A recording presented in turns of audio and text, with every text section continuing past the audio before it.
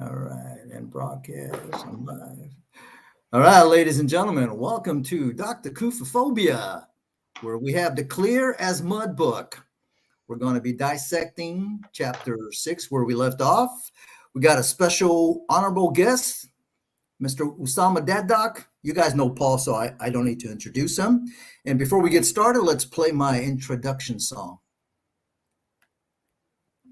Where is it? Over here.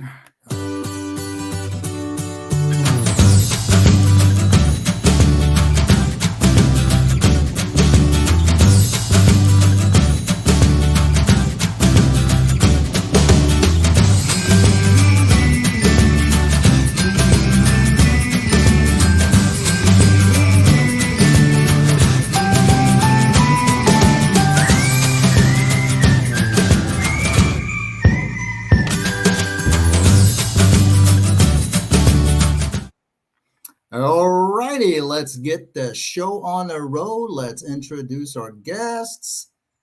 Okay, now you know you're not going to see my face, but you know Usama, and we definitely know Paul. I invited Eric, but I don't know if he's going to come, and also invited Connie, since Connie is the one that introduced me to you as far as your number. She kind of shocked me there. So if they come in, we'll join. So we filled in Osama, as far as what we're doing. You know, Paul and I have, how many hours have we spent on this thing? And we're only on chapter 6. I think we're up close to 12 or 15 hours. Oh no, more. Much more than that. I guarantee you, it's more, because we had 2 or 3 shows that were almost 4 or 5 hours, and we had one that was almost 6 over hours 20. long. Over 20. And we had to cut it down because somebody was complaining it was too long, so we cut it down to 2.5.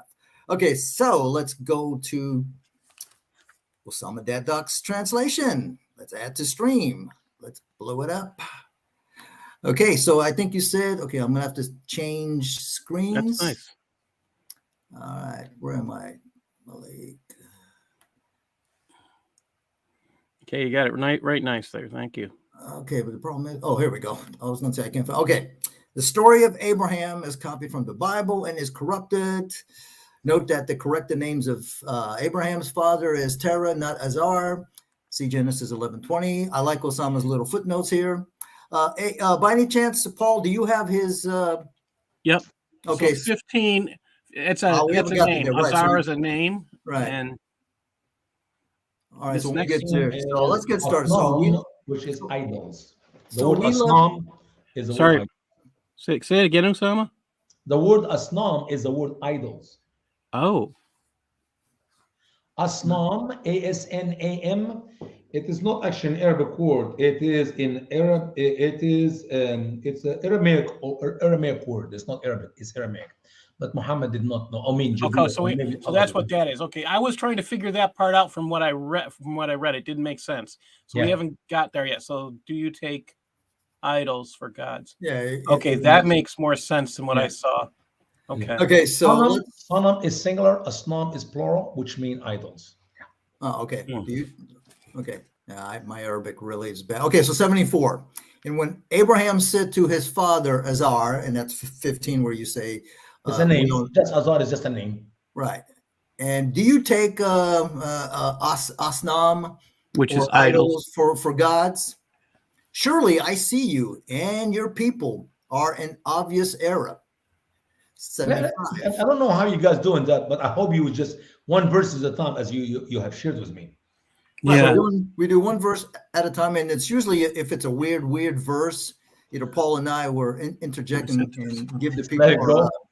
So Abraham really doesn't. I mean, in the scriptures, he has to leave his dad. No. In the scripture, he left with his father and his brother and his nephew. That's right. So the story in the Quran is completely wrong. Muhammad did not have a clue who is this Abraham he's talking about. Genesis account is very clear. Abraham left. Let's go to Genesis. Let's go and read it. Why we talk about it? Let's just open the Bible in Genesis and read it.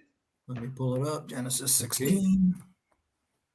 I'm going to open my Bible on my phone. Okay. This is Obama's phone. I got this from Obama.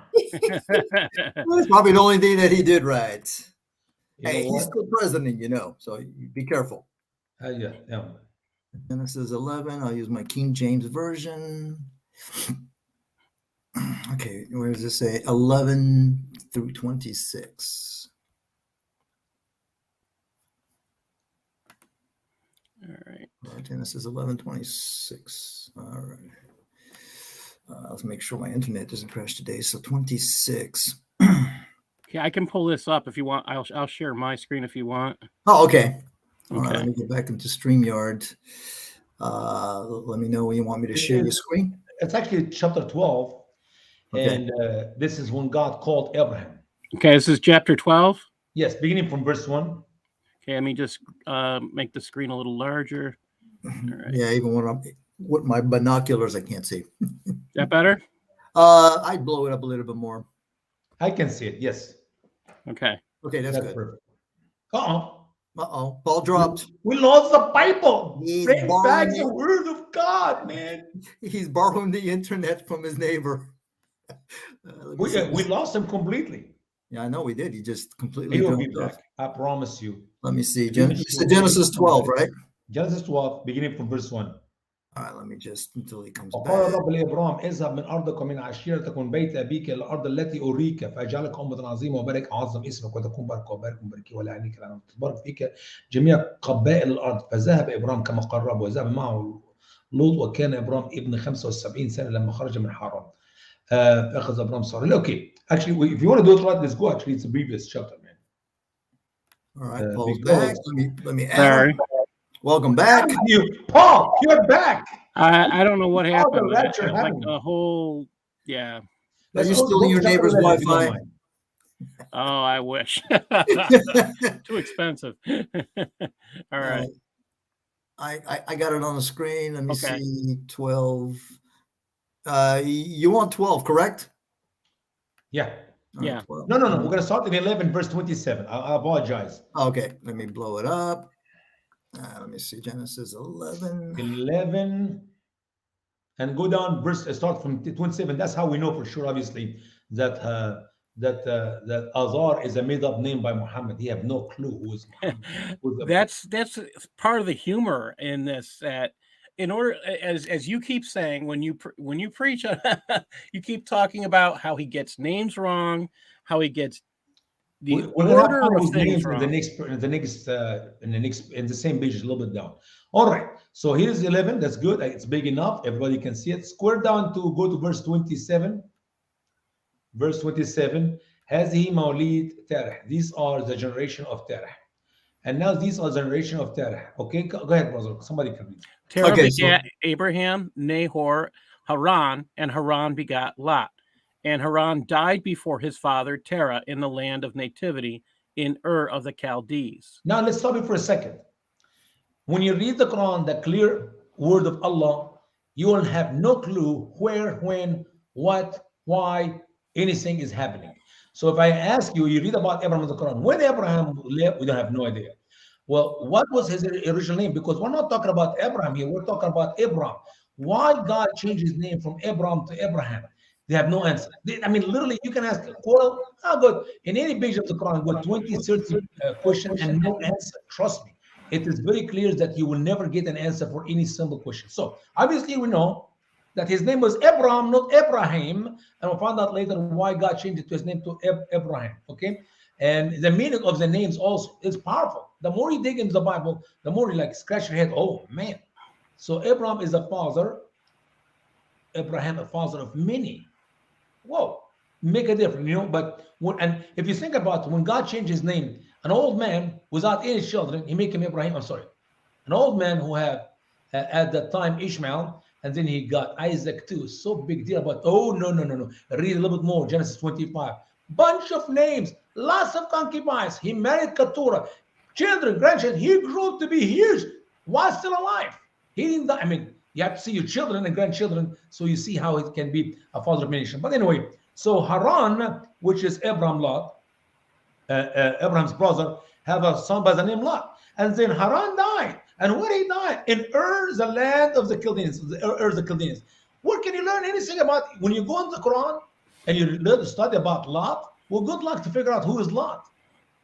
There's no answer for any simple question. So as a Muslim, who is Okay, who's Jacob? Israel. Who is Israel? Jacob. Wait a minute. I thought they're two different people. No, they're the same guy. Why? Because it's in the Quran. Can you tell me the story how he has these two names? Only Allah knows. Only Allah knows. Why? Because they are not going to face the reality that Jacob wrestled the Lord Jesus Christ until morning come, and then he blessed him and he gave him the new name, Israel.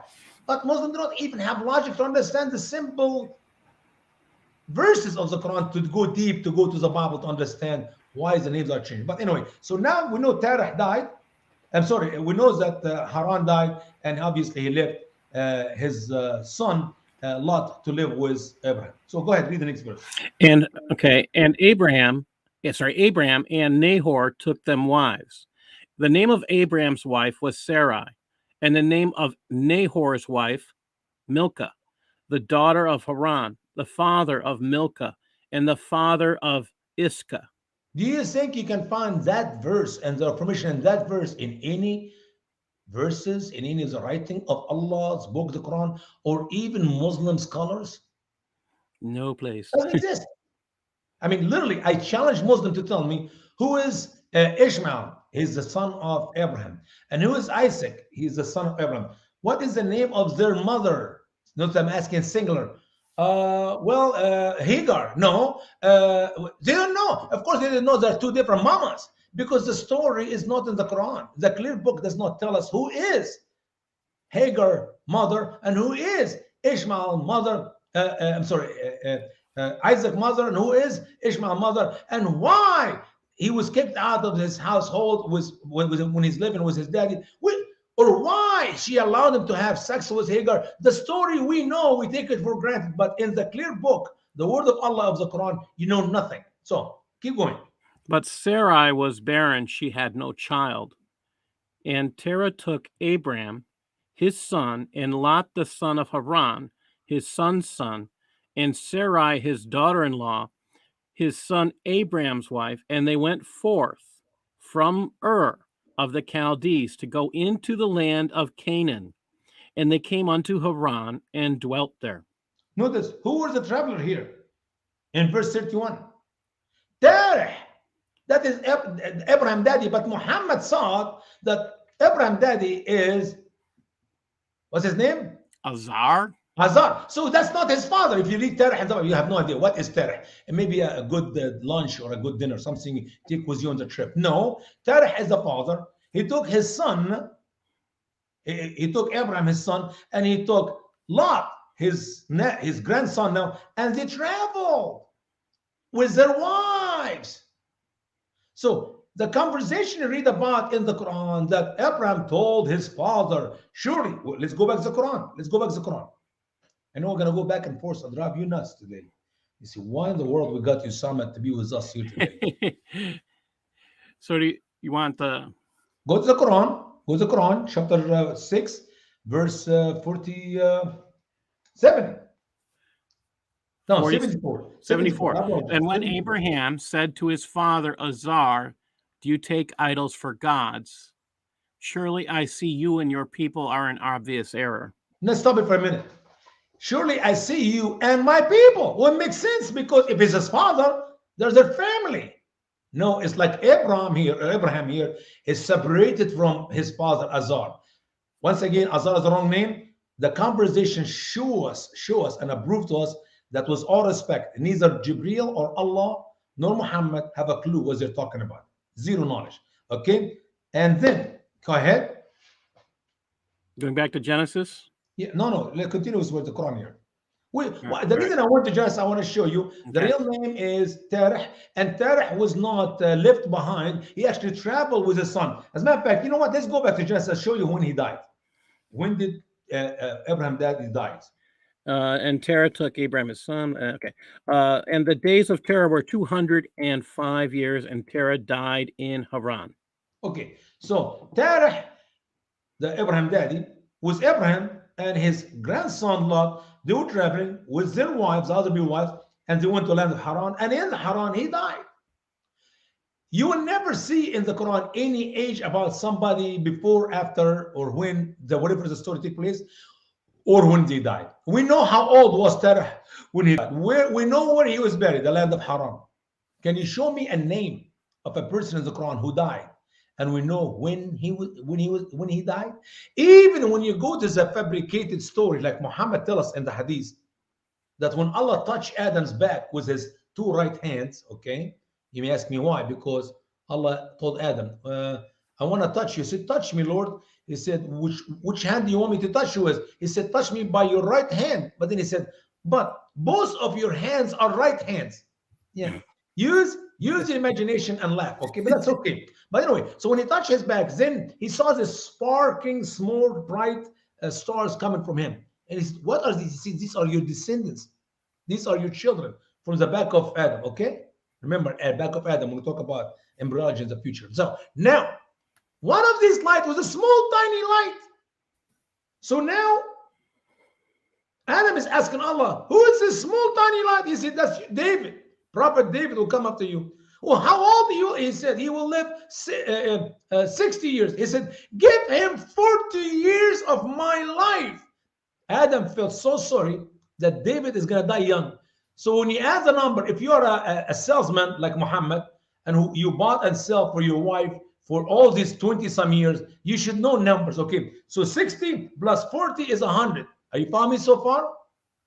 Okay. So Adam gave 40 years of his life to David, and David is supposed to live 60 plus 40 is 100. Let's open the Bible, see how old David when he died. He was not 100, he was 73. So even the numbers are wrong when you read the fabrication of Muhammad and the made-up story by Muslim scholars. Now, from the Bible, we don't need to go to those who disagree about everything, but we know the guy was 200 and what? Which He one? was 205. That's when he died. Yeah, Terah. And where did he die?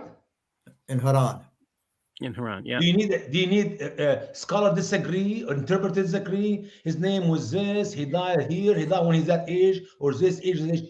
Clear. That is what we mean by a clear revelation, a clear writing. When you read it, you don't need to guess 10 different opinions to pick up one. Which one you like? I don't know. Okay. Now, so now we know that Abraham traveled with his daddy, with his nephew, and Abraham's daddy Terah, not Azar, died, and he was buried in Haran. Now, when you read the story of the Quran, God help us. Somebody was smoking something so strong or drinking something so heavy that he could not know what he's saying, and he wrote to us the word of Allah in the Quran. Go ahead. Now, let's go to the Quran as it's open already in front of us and start reading the rest of the fabricated story by Muhammad. You want to go, Paul? Or Yeah, okay. And okay. And likewise, we did show Abraham the kingdom of the heavens and the earth, that he might be one of the certain. there goes that word might. Allah doesn't know if Abraham is going to be of the kingdom or not. All these things just make you laugh. I mean, when Allah says he doesn't know things, what does that say about his deity, if there is any of it? He's definitely a limited God. It's perhaps, maybe. Yeah, I wrote two articles. Actually, there were three: 1, 2, 3, part 1, part 2, part 3, if I remember exactly. Allah, the God of perhaps. Literally, read the word perhaps in the Quran and you laugh. Allah is using the word perhaps more than any human would say. I will not say that amount of perhaps if I am a human, just a logic person with that is actually one of the things we keep discussing. Perhaps, yeah. He might, yeah. So go ahead. Next verse. Okay, we're 76. 76. So when the night covered him, he saw a planet. He said, "This is my Lord."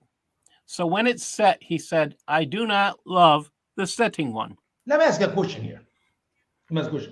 How old was Abraham when he went outside the tent to look at the sky to see that star or that planet? Was he 5 years old, 6 years old, or maybe 60 or 70 years old? I mean, was he a little boy? This was the first time his mama allowed him to go outside the tent and look at the sky. Wow. Mama, can I spend the night outside? I never saw the stars before. And I hear about there's a sun and the moon and the sun. Can I go outside the tent and have a look on the sky tonight? Sure, son, you can go out. A little boy or a grown-up man. Just put the question in your mind, in your head, while you're reading the story. Because now we see Abraham look and he saw the plant. Oh, this is my Lord. Surprise, surprise. When the morning come, you know what happened when the morning come?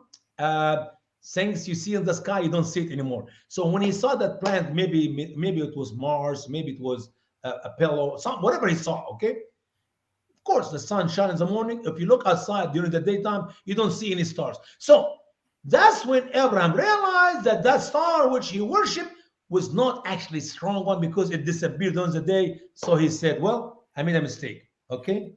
Now, let me ask you, wouldn't this also make him a pagan? That he would He did. Well, he's calling the planet his Lord? Abraham, yeah, brother. According to the Bible, Abraham was an idol worshiper. He worshipped all the idols like everybody else. Right. But in the Quran, we have this evidence we're reading right now is that he was an idol worshiper. He was a mushrik. But at the same time, Muslims say, well, it's like a parable. It's not a parable. We're talking about real story. Something happened. He did worship the plant. Okay, let's move on. So we're on verse 77, 21. I'm taking notes as to what time we start in each verse. All right. So when he saw the moon rising, sorry? No, I'm saying you want me to read so you can take notes? Because I know I got it. So when he saw the moon rising, he said, this is my Lord. So when it set, he said, if my Lord does not guide me, I will surely be of the erring people. Now, did he realize that there was a moon the night before? Did he ever in his 50, 60, 70 years know that during the day you don't see the moon? What is so hard for the Muslim to use logic and common sense and figure out these are just bunch of sentences written in a beautiful Arabic poetry which have no message, is not clear, it is stupidity. Can you figure this out? He saw the moon now. Oh, it is brighter, it have more light, it's bigger. You see, the first planet he saw is a small, tiny one. This one is a bigger one. Okay, big like man, I got 15 inches in the air. So he believed that is God. And then he, surprise, again, see Abraham, this was his first time to come out of the tent. He never saw the moon before. He never saw the moon the night before.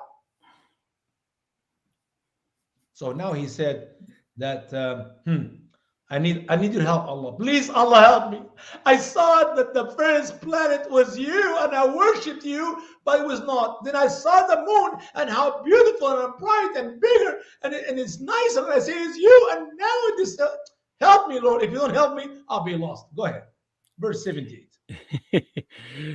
So when he saw the sun rising, he said, this is my Lord. This is bigger. So when it set, he said, oh, my people, surely I am innocent of what you partner. Hold on, let me bring it up. All right. Now I have to go back to you guys. I cannot talk to you right now. I have to go back. Now he saw the sun. Are you listening? He saw the sun as he had never seen the sun in any of the days of his life. Guys, the repeated stupidity of Allah in the Quran, it make me wonder, does any Muslim have any logic or common sense? It's almost like Abraham lived underground for most of his life until he came out. Man, that was his first time to come out of the tent. He got permission from his mama. Mama, I hear from my friends there is sun and moon and stars and stuff like that. Can I go out and see it? And then when he went out, he was mentally up here, lost his mind. He never realized from seeing the first planet that the moon disappeared during the day, and he did never realize that there was no sun in the first 2 days, but then he saw the sun is bright and shining hot, it must be the God to worship, and then he did not know that in the evening the sun disappeared too. Yeah, I'm telling you, this is I find this part interesting too. He says so he says, I am innocent of what you partner. Well, he himself was partnering. That's when you get the fabrication of Muslim scholars by telling you he did not worship the sun, the moon, and the star. He would just gives them an object lesson. You know, you guys worshiping all this stuff wrong, and you're wrong because you don't last. No, the Quran did not say that. You cannot put words in the mouth of Abraham. You cannot put action as he's thinking. However, Abraham did worship the planet. Abraham worshipped the moon. Abraham worshipped the sun. And they all disappeared, and somehow he realized that they're not real gods, but he worshipped them. Sad. All right. We are on to 79. Yeah, 79. Surely I turned my face to him who has created the heavens and the earth, Hanifan, and I am not of the polytheists. No, the first time I word the word Hanifa in my translation, I made up words. Because when I read the scholars of Islam give me a meaning for it, they give me too many different meanings. But anyway, guess what? In our editing Quran, which is going to be available online, Arabic, English, side by side, coming up within a few weeks, if not, I'm guessing few months, but not maybe earlier than that. We found that the word Hanif actually is a Hebrew word which means idol worshiper. Can you imagine that with me? Muhammad is using a word from the Hebrew text. He does not know what it is. So let's read it again. Surely I turn my face to him who has created the heavens and the earth, Hanifan, as an idol worshiper. And I'm not of the polytheists. You are a polytheist by using the word Hanifan in your talk. But because obviously Muhammad did not know what the word Hanifan means, so he thought it is a good word. Okay? I don't know. Maybe some Jew play a game with him and he told him, oh, Muhammad, Abraham was Hanifan because that means he was a good guy. He worshiped God. So Muhammad remembered that and he put it in his book. I'm just guessing. Okay? Go ahead. And his people disputed with him. He said, do you dispute with me about Allah? And indeed he guided me. Wait a minute. When did Allah guide him? Where is the invitation? How did Allah talk to Abraham? How Allah showed himself to Abraham? It's just because these things he worshipped disappeared. That means that's a guidance of Allah. Perhaps Allah is something else. God somewhere else. See, this is the problem because, okay, I'm not a native, English speaker. So for me, English is my second language. And when I see that, and when I read the Quran, it's like Allah doesn't know anything about how to use the, past tense, present tense, future tense. And in some verses, it's like he transverses all three of them. Brother, like, okay. You'd be surprised. You talk in the present and the future and in the past in the same verse. You have no idea how it's right. But Muslim scholars will fix the Quran because they will tell you that we take our grammar from the Quran, not the Quran with the grammar. So if it is in the Quran, it's the accurate way. Right. Good. Go ahead, Paul. Okay, 81. We're on, 81, yes. And how should I fear what you partner? Nope, you didn't finish 80. 80 is a very long one. Okay. Do you dispute with me about Allah? And indeed he guided me. And I do not fear what you partner with him, unless my Lord wills anything. You mean if Allah willed for Abraham to fear the idols, the stuff they were worshiping, he will do it? It is Islamic. I think this is really unclear because, brother, in Islam, human do not have any freedom to do anything. So Allah in the Quran tell us he guided whom he will and he leads astray whom he will. So he said, unless Allah. So Abraham knows Allah to be Satan who lead people astray. He knows it. No kidding. You will never see Abraham in the Bible or any biblical character, a godly character in the Bible who will make that comment. Right. It is Muhammad have his own doctrine, and his doctrine is Allah will lead some to hell and will lead some to heaven. So how can Muhammad prove his beliefs of his doctrine? He will make Abraham quote it. He will make David say it. He will make Isa, son of Mary, say it. And if every one of these prophets said it, it has to be true. I hope you're following me. Yeah, this is okay. Good. Okay. So unless my Lord wills anything, no. If your Lord is God Almighty, is the God of the Bible, he does not will, he does not have any will for any person to be lost. The God is that of the, the phrase inshallah, by the way? Saved. I'm sorry? Is that the phrase inshallah? Yeah, inshallah. Oh, okay. Okay. My Lord embrace all things in knowledge. But if your Lord is a true God, he will not embrace the idea or the thought that some people will worship idols because his will is for them to worship idols. Go ahead, brother. Keep going. All right.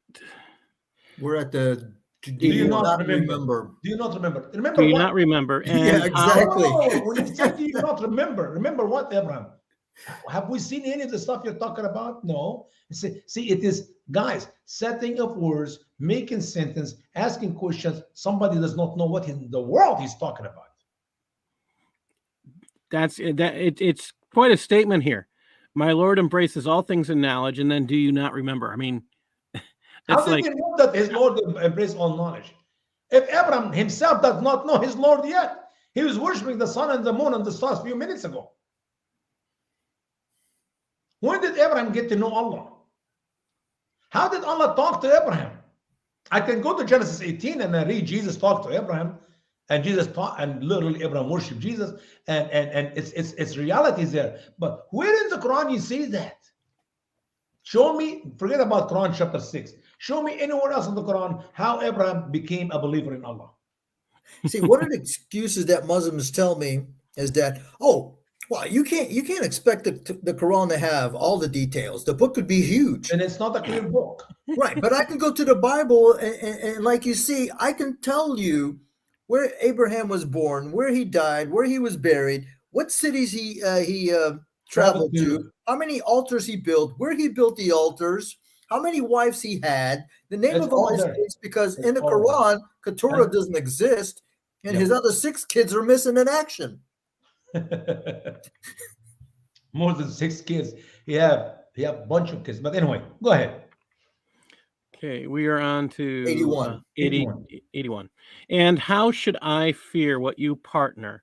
And you do not fear what you partner with Allah. Wait a minute. Are you trying to tell me, Abraham, if I am fearing what I partner with Allah, that means Abraham will fear their idols? Listen to the Apparently question of so. Abraham, guys. How should I fear what you partner and you do not fear what you partner with Allah? They don't worship, they worship idols, they don't fear them. If they fear the idols they're worshiping, that means that will make it okay for Abraham to fear their idols?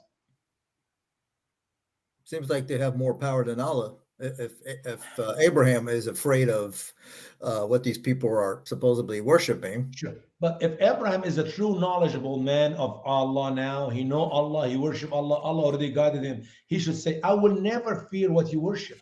Right. Even if you fear them, even if you are very faithful in your worship to them, I will never worship them. I already got the truth. No, I will not be able to worship, fear them because you don't fear them. Are you kidding me? So if Abraham meets with another group right now who worship some idol and they really fear that idol, would this make Abraham worship that idol with them and fear that idol? After all those who worship him, they're fearing him. Really? Are you following my logic here? No, we follow. That's The excuse of Abraham for not worshiping their idols, for not fearing their idols, because they themselves do not fear these idols. It's crazy. It's called Muslim Logic 101. Exactly. Exactly. Keep going. This is the verse, brother. Okay. Okay. And you do not fear what you partner with Allah, what he did not send down on you with authority. Okay, what did he send down? Okay. The idea here is the idols which they are worshiping, Allah did not send them, did not give them power over you, did not give them strength over you. These are just some idols you made. It was not from Allah. You made it up. So which of the two groups are more worthy of security if you were knowing? Does Allah not know? or is this a statement that Abraham does not know? But in these verses, actually Abraham is the one who's talking, not Allah. So because sometimes we make a mistake, say, how did Allah say that in the Quran? No, it was not Allah speaking here. Allah is telling us what Abraham said. By the way, this was written in the guarded board before Abraham was. So Allah wrote exactly every word will come out of the mouth of Abraham and every word come out of the mouth of the people. And even in that guarded board, this conversation we have right now, you guys and me, are all that is in the guarded board. Everything. When you sneeze, when you cough, that is Allah. It's already written there. If you close your eyes, one eye, other eye, open your mouth, close your eyes, breathe from your nose, breathe from your mouth, spit, anything you do, everything you think of, it's already ordained for you to do because Allah wrote everything in that huge guarded board.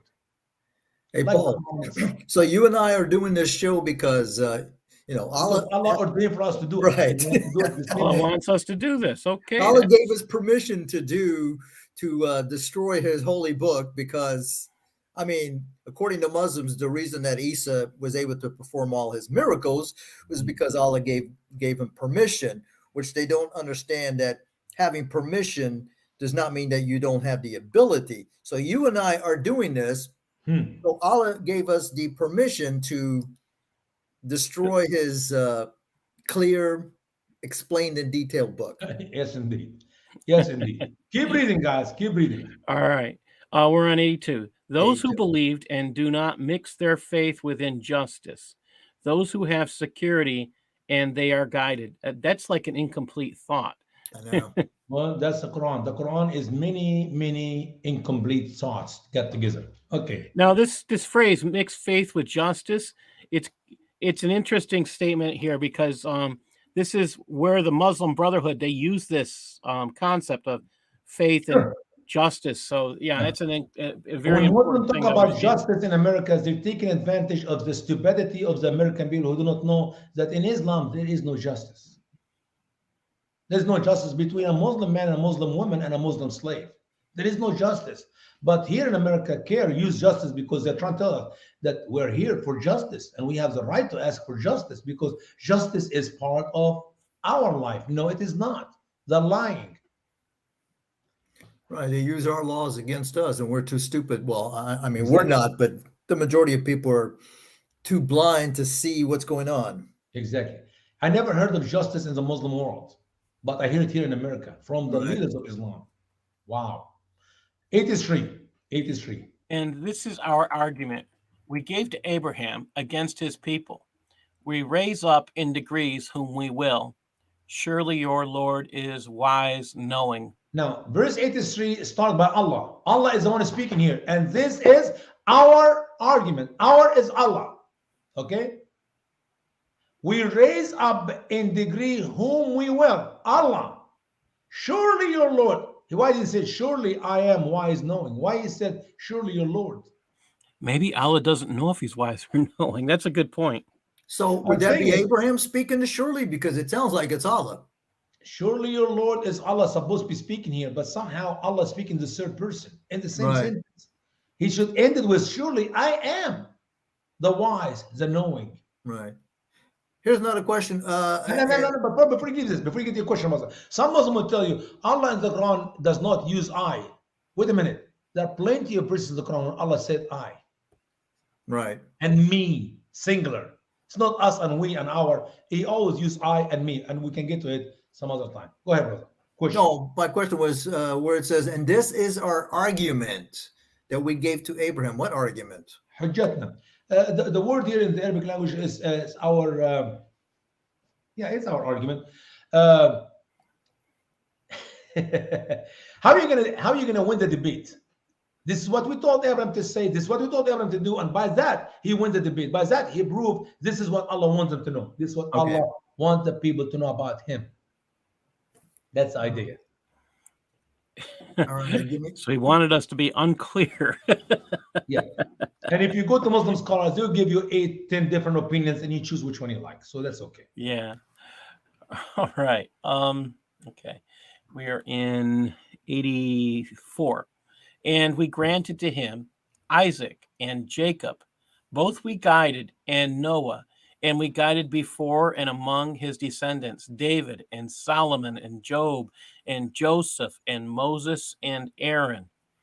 And likewise, we reward the doers. Hold on a second, Paul, because I got a lot of problems with this verse. Yeah. First of all, it says we granted to him. Now, him as Abraham, right? Isaac and Jacob. Do you see something missing there? Ishmael. Yeah. Now, I've noticed that throughout the Quran, Allah doesn't seem to like Ishmael very much. No, he did. He did in other time. But early writings of the Quran, Muhammad is kind of do not want to get emphasis that he is the son of Ishmael. They don't want to make a big deal about being him, the descendant of Ishmael. And he's trying to appease the Jewish people who believe in the Moses writings. So here he's talking about all these good names. And he thought to himself, if I mention all the Jewish people names, and make this great salad. When I say salad, I mean really great salad where everything mixed together. I'm going to share with you in a minute here. Maybe the Jewish people will like me. Maybe they think, oh, Muhammad's a prophet. But other time later, he started enchanting Ishmael and he's trying to tie himself to Ishmael, not realizing that Genesis 25 is a very powerful chapter where we know that the Ishmaelites who live between Havilah, which is in front of Egypt and Assyria, have nothing to do with the Arab who are the descendants of Keturah, Genesis 25, 1 to 6, who live in the Saudi Arabia Peninsula. Muhammad did not came from Ishmael, and there is no ties whatsoever between Ishmael and Arabs, but Arabs are the descendant of Keturah. It is logic. It's common sense if you know the scripture. I'm talking about the Holy Bible. So there's another problem with this verse is another thing that I've heard you point out is Allah doesn't understand the order of who these people are. In seminary, when I was in seminary, if you study Old Testament survey, all in undergrad or even in the master's side, a professor will give you a quiz. And the quiz is bunch of names. He puts them in wrong like that. Oh, yes. He puts them like that.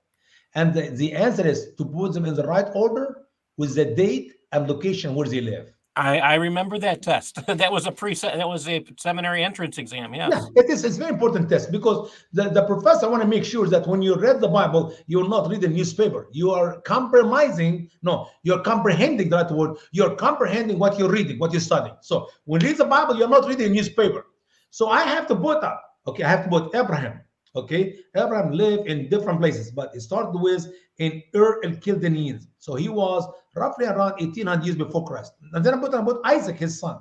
And then I put Jacob, the son. And then I'm going to put Noah. Usama. You get an F in that test. Why? Because I need to start with Noah. Because Noah does not come after Jacob. Noah come before Abraham. Okay, but this one, he fixed it by saying, we got it before. Oh, before. Oh, okay. So he was before. If he was before, why did you put him before? But no big deal. No big deal. And among his descendants, David. Okay, I understand David. I can put David roughly around 1,000 years before Christ. Solomon, just, 40 years after David. Okay, good. Job. Whoa. Another F, you son of a. Why? Because Job came before Abraham. Job is the oldest book in the Bible. Yes. The book of Job is the first book ever. Before Moses wrote Genesis, the book of Job was already written. But somehow he made Job come after Solomon. Okay. Here's a better error. And then Joseph. I saw Joseph is the grandson of Abraham. You should put him immediately after Jacob. What is the word Joseph coming after Job, after Solomon and David? You might as well put Aaron at this, Moses and Aaron. You sit there and you look at that, like, how do you put those through? This is where you got to sit there and wonder where his brain is. Exactly. Now, we stopped at Moses and Aaron because obviously Moses and Aaron were roughly a good 1,500 years before Christ. Now, read what come after Aaron. And likewise, what? Oh, well, there's another problem when you think about it, because they have that chapter Imran. I mean, this is where you got to stop and laugh, because he doesn't know who the father of Moses and Aaron are. He doesn't know that they are Muhammad. The Muhammadan, the followers of Muhammad, do not know who is Muhammad's father is. They're assuming that if they said he's the son of Abdullah, we just have to believe and accept it. When we study the history of Islam, we know for sure that Abdullah, the claimed father of Muhammad, died 4 years before Muhammad was born. That's why Muslims come up to the belief that a woman can be pregnant 4 or 5 years. Okay, some of them actually said 10 years. So if a woman can be pregnant for 10 years, that means the verses we're reading right now are perfectly clear like crystal. So Muslims do not know anything about anything, period. The reasons are Muslims is because they're ignorant of Islam. That's the only reason why they're Muslims. I agree 100%. And that's why Muslims are leaving Islam as soon as they learn how to read and read. Okay. Yeah. David and Solomon are the doers of good. Verse 85, brother. And Zacharias and Yahya and Isa. Zechariah and Yahya. They meant by Yahya here, John the Baptist. Why in the world he gave him the wrong name? His name is Yohanna, not Yahya. But that's okay. And Isa. Now we got to Isa. You may think after Isa, we're going to see Muhammad. Who come after Isa? Elias. God help us. Who is God Elias? help us. Elisha was, few hundred years before all these names. Well, see, I can understand Zechariah and John the Baptist because Zechariah is his father, unless they're referring to the other Zechariah. So Well, it that's would make confusion. sense. I could see a father and son relation. But Yeah, then when it well, comes to Jesus and Elias, there's no really connection there. It breaks the father. notice now, verse 86, who show up in the picture? Ishmael. And Ishmael and Elias. Elias should come immediately, which is Elijah, should come immediately after Elisha, because Elisha died. Actually, he did not die. He was taken to the chariot, the fire chariot, and Elijah became the next guy, the next prophet to the children of Israel. No, he put Ishmael, and after Ishmael, put Elijah. What a chaos. Brothers, if this is not a salad, I do not know what salad is. But it's definitely a tossed salad. yeah, but then we go to Eunice, which is Jonah in the Bible. Well, Jonah in the Bible, obviously, we talk about 700 years before Christ. Somehow he dropped it here in that area. But then after Jonah, behold, we got Lot. Wait a minute. I thought Lot was a nephew of Abraham, should be at the beginning in the verse. Yeah, a tossed salad. See, Muslims, they told me, well, it doesn't matter. Why do you need them to be put in order? Well, I mean, I would expect God to know how his prophets and his people, when did they came? Who came first? Who came Right. second? This is not a chicken and the egg question, but they're making it like that. It's almost like they got a dart board, and Allah was over there throwing darts with names, and he says, okay, that one's next. And How can the Quran be a pure, holy, clear, easy to understand book when Muhammad could not give me some names in the right order? For heaven's sake. For heaven's sake. This is a big dilemma. There is no answer for it except that whoever wrote the Quran was smoking something so heavy or drinking something real strong, and he have no clue what he's talking about. And then it goes on and it says, and we preferred all those above the worlds, all those that he didn't know when they lived. If he preferred them above the world, that means he prefers them above Muhammad. Because Muhammad was not here there. That's true. By the way, the statement, and we perform them above the world, is written in the Quran so many times about the Jewish people, but not about the Arab, about the prophet of the Old Testament, but not about Muhammad, the self-proclaimed prophet of Islam. And I'm thankful that Muhammad make a boo-boo there. Maybe our Muslim friends can think. Just use your brain. Stop reading the Quran by washing your hand before you touch it. Make your hand dirty. Go eat some sausage and some tomato sauce and then touch the Quran. Go play in some dirty dirt where your dog pee or poopy and then read the Quran. When you stop the holiness, when you make the Quran just a book to understand, for sure you're going to leave it. But as long as you think that nobody touch him except the pure, and if you touch your wife, you go wash by water and dry your hand with clean white rag or white towel so you can read the Quran. The more you make the Quran holy, the more you're stupid and you do not know what's in the Quran. Well, I'll give you an example. 2 days ago when I had my debate with those 4 Muslims, one of them told me that, we're created from dirt.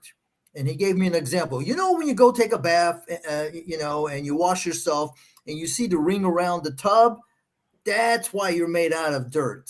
I almost fell out of my seat. Hey, man, I'm learning something new from you today. And then I asked, well, all 4 of them were Quran only. So this gal, she goes, well, I believe the Quran is the word of Allah, and there wouldn't be any mistakes, and everything in there I believe 100%. So I asked her, so if the Quran wrote that feces was created out of gold, you would say that's correct? And she goes, absolutely. I said, okay, I don't think I can have a discussion with someone who just agreed that if the Quran said that feces was made out of gold, that she would say, absolutely, God cannot make a mistake. And I'm like, okay, how do you deal with the mentality of these people? Some of them only our Lord can help them because they're sold to their ignorancy. They're sold to their stupidity. They will never, I always tell this to Muslim people, take the stupid glass of Islam out of your eyes so you can see the Quran and you can see Muhammad for who he really are. See what we did in Islam for the last 1400 years. It is like this king who was deceived by these smart seamsters who made him this beautiful dress. And we need more money. We need more money to buy more material. And they work on it and they work on it. And they put the clothes on the king. And the king walk in the street. And nobody dare to say something is wrong about the king or his dress. And people clap hands. And people bow down before the king. And people worship the king. What a great king. What a great king. Until a little child. Look, he said, the king is naked. The Quran is naked. Muhammad is naked. Allah is Satan. He is naked. And until the Muslim takes the stupid glass of Islam out of their face, there is nothing wrong in the Quran. You are an infidel. You follow a corrupt book, which is the Bible. Jesus is not the Son of God. Jesus did not die on the cross. He never rose from the dead. And believe it or not, someone of these Muslims will cut that piece out of that video right now to edit it to say Usama Dakdok left Christianity and he told the truth. That's the last piece I said. Let's go 87. And among their fathers and their descendants and their brethren. Oh, you see here? We fixed it, Paul. Those who before and those in the afterwards and those in the middle. Everybody. So don't you dare tell me that Allah forgot anything. You know what this verse is written there? Because Muhammad is afraid maybe he missed 20, 30 more names of prophets, important one. So he said, oh, I told you, among their fathers and their descendants. The one before, the one after, the one in the middle, they're all there. The salad now have the dressing. How do you like it? Do you like it French vanilla? Or you like it, what do you call, blue cheese? Or you like it Southern Island? It's all there, brother. You even got the dressing right now. So toss it up and you have Allah's approval. Here's the, I think to finish it off, it says, and we chose them and guided them into a straight way. So Allah here approves of Judaism as a whole. Absolutely. But the true Judaism, not the one you have in your Bible today. The one you have in your Bible is corrupted. Even though that what we read here is written 600 years after Christ.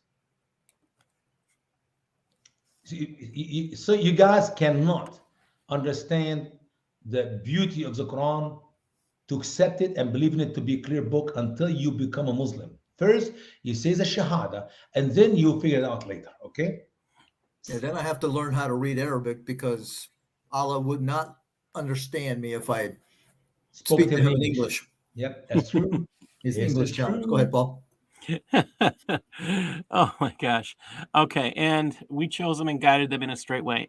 88. This is Allah's guidance. He guides with it whom he wills of his servants. And if they become polytheists, then what they were doing will negate from them. Wait a minute. Does Allah not know? I mean, I thought he was guiding them. But if he guides them, why would they become polytheists? Was his and the other thing, do you clear? know why they are polytheists, gentlemen? They are polytheists because Allah chose for them to be polytheists. Or his message was so bad that they got the message and they Allah made them polytheists. Right. He makes them a worshiper of many gods. All right. 89. Those are they to whom we gave the book and wisdom and prophecy. Okay. So who's they in what book? They are the Jews. The book is the Torah and the Zabur. But that's the point, I think, is that unless you, this is one of the things we see in the Quran, is that it never truly makes a clear statement. I mean, they talk about book. But Brother Paul, all Muslim scholars will tell you these are the Jew. The book is the Old Testament. Well, they don't say Old Testament. They say the Torah. Yeah. And obviously, you talk about the Torah. And you talk they're about saying wisdom and prophecy, so they have to mean the Old Testament. Sure. All the Old Testament. Yes, indeed. So if they become infidels by it, so indeed we entrusted it to people who will not become infidels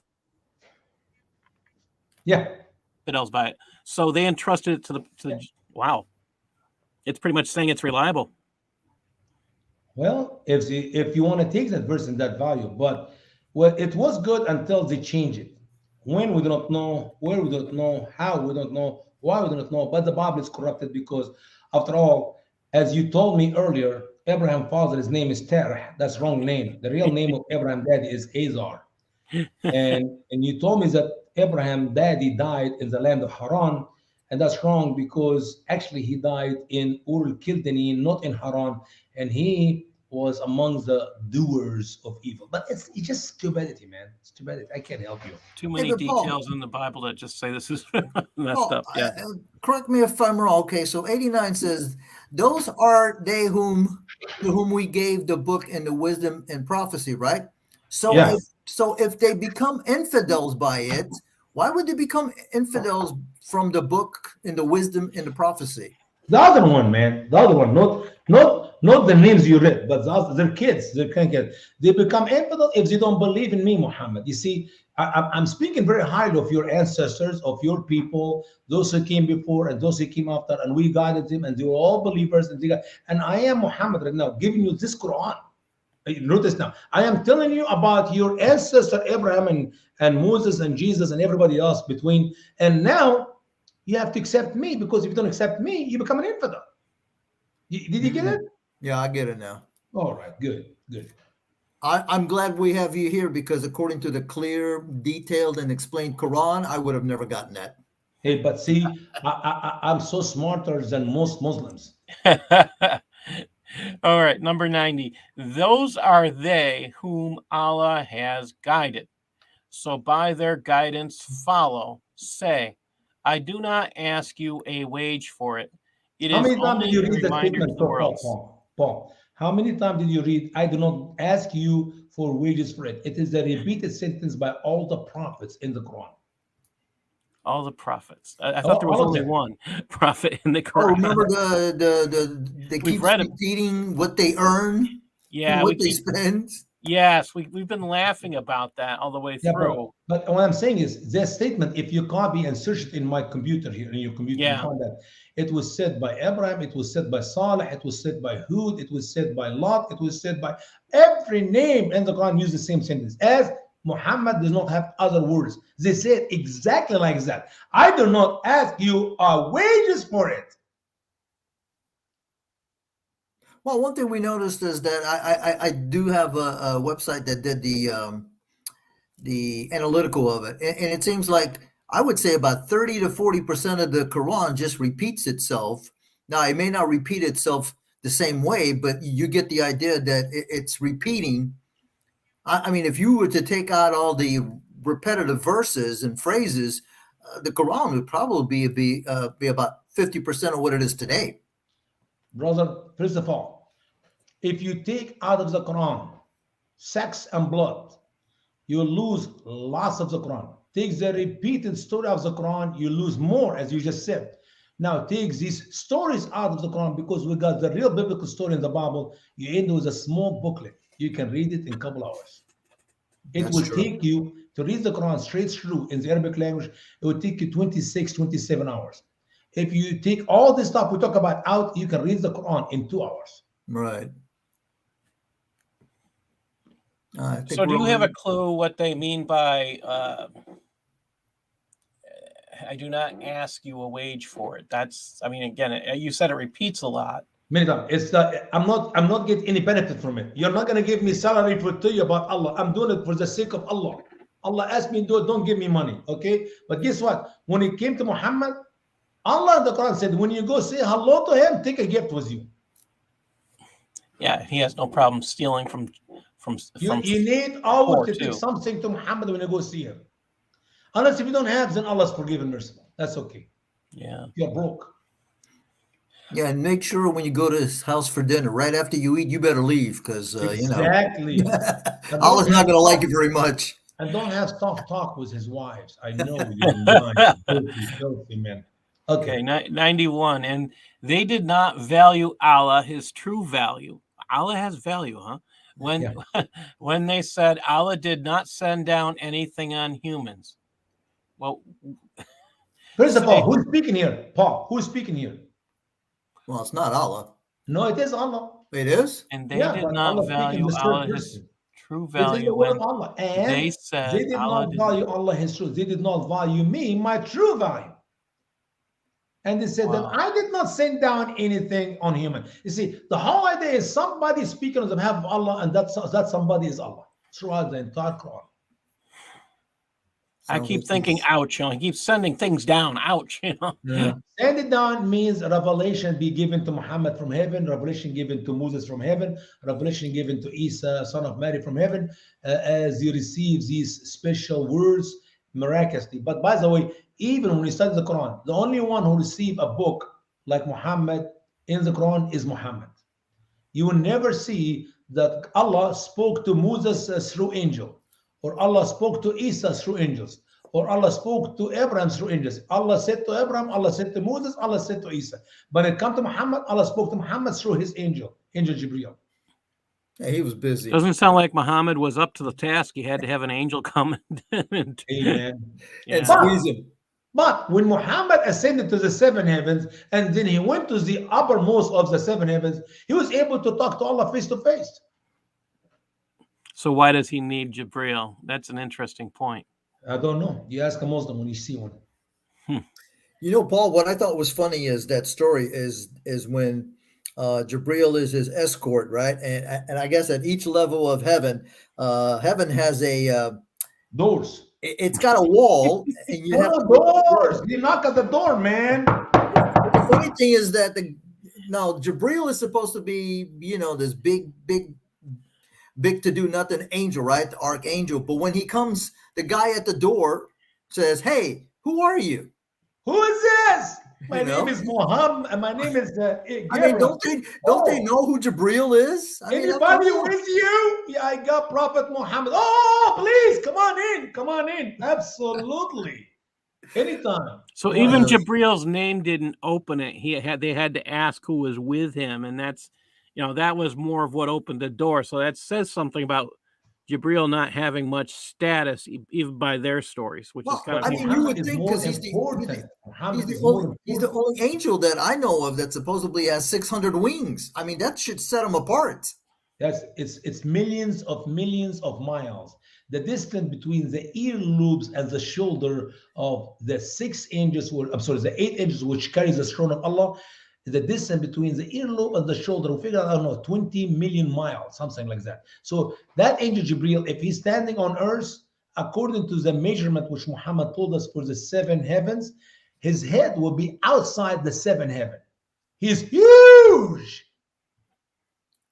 Well, I mean, Allah is huge himself because remember, he's got a throne, and the sun goes and prostrates under Allah's throne, and we know that our sun is like 1.2 million times bigger than the earth. So, But see, Muhammad did not know that, brother. as Donald Trump would say, he's got a huge behind. Yeah, he have a huge butt. Truth. It's true. Because you see, that's the whole thing. Why they say Allahu Akbar? Akbar means bigger. Allah is bigger, not great. Allah is bigger because the opposite of Akbar is Asghar, smaller. If Allah is bigger, that means he need a huge throne. By the way, Muslim scholar will tell you the word kursi or the word arsh is actually a bed. So Allah sit on a bed, but that's okay. That bed is huge. And that bed needs 8 angels to carry. And these 8 angels even huge. Because Allah's big with his big butt, he has to sit in a big throne, and that big throne must be carried by big, huge angels. The whole thing is fairy tales. Okay? Can we move back to the Quran, guys? You guys are boring me. So we keep going here. So who sends down the book which Moses came by, a light and guidance to the people? You make it parchment. Now we're talking about serious stuff here. Allah is the one who sent Moses in his book. The book of Moses is the book of Allah. So don't you dare tell me that Allah did not bring anything down. Okay? What come after Moses? It says Allah say. So Alice, who sends down the book which Moses came by, a light and a guidance to the people? You make it parchments. You reveal it and you hide much. Now, if I remember correctly, parchments were not what they wrote on back then. It was papyrus. Well, it doesn't matter, man. The Quran is the truth. You're wrong. Okay. Well, remember, if the Quran says feces is gold, it's gold. Go with the flow, man. Just go with it. Amen, gentlemen. You reveal it and you hide much, and you taught that which neither you nor your fathers knew. Say, Allah, then leave them engaging in their play. I didn't quite understand that. All right, let me move it Well, up. Why would Muhammad? The answer is very simple, guys. Allah here is speaking to Muhammad. You change who you're talking to. Okay, when you change who you're talking to between every verse of the Quran, you get confused. Muhammad is telling them that Allah is going to leave you with what you're doing up till the day of judgment. So go ahead, play around, have fun with whatever you're doing, and the day is coming, you're going to die. What about the bold statement? You lived the bold statement before verse 92, man. That's a powerful bold statement. and this book, which we No, no, sent no, no, down. no. Read the bold statement, man. Oh, he The wants to bold go statement, back the up. Quran confirms that the Bible is the word of God in Muhammad's days. See, that's very important. How in the world you skip that? Do you know it took lots of hard work for me to type that? My mouse is a little. That's Is a more little important than mousy. what you're going to read in the Quran. Go ahead, 92. 92. And this book, which we have sent down, is blessed, confirming what is between his hands, and that you may warn the mother of the villages and who are around it, and those who believe in the hereafter will believe in it, and they are keepers of their prayers. Guys, that is a verse Muslims do not even read. I guarantee you, when you come to verse 92, you skip. Why? Because that verse destroy the claim of Muslims that the Bible has been changed, that the Bible has been corrupted. We're talking about 600 years after Christ.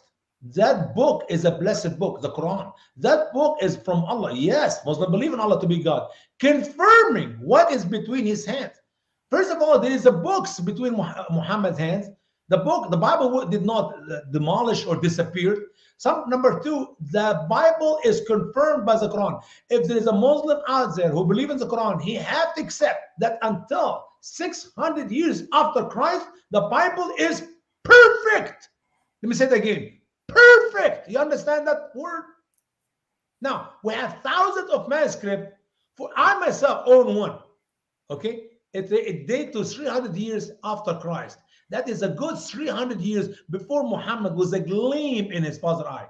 In my Greek Bible, guess what?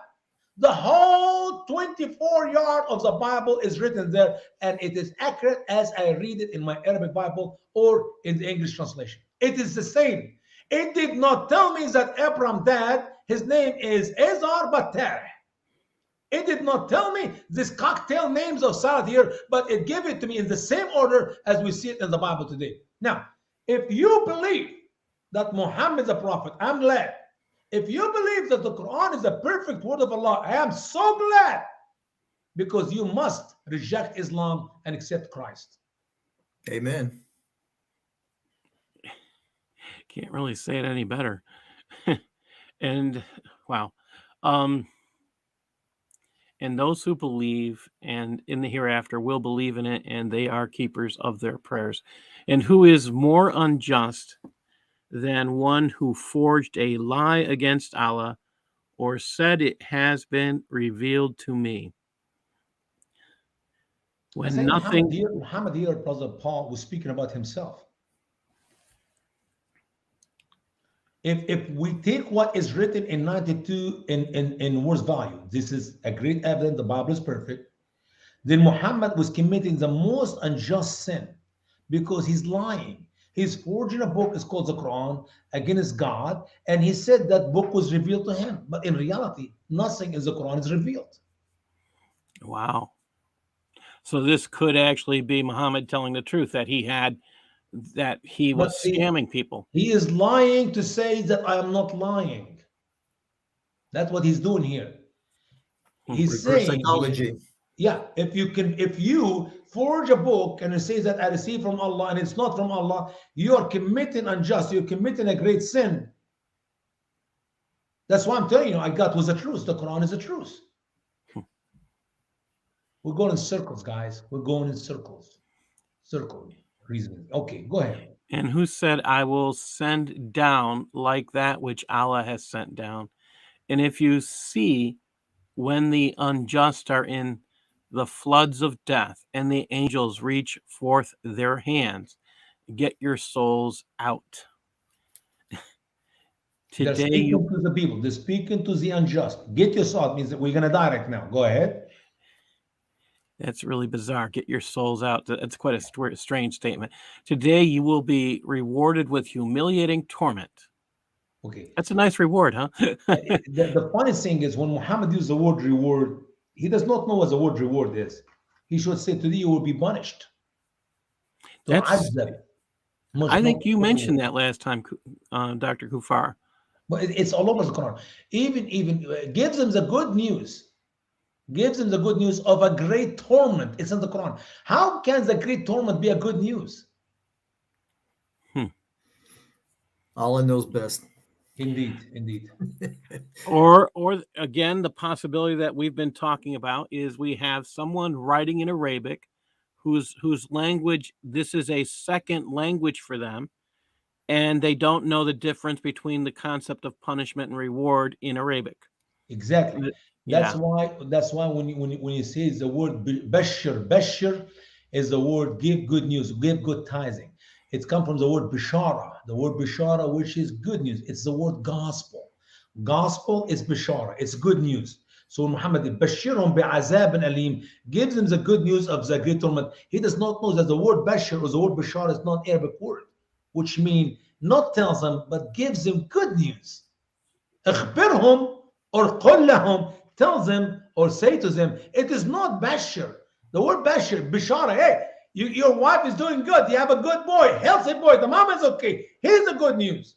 Today is born in Israel, in Israel a savior. That's the word bishara, good news.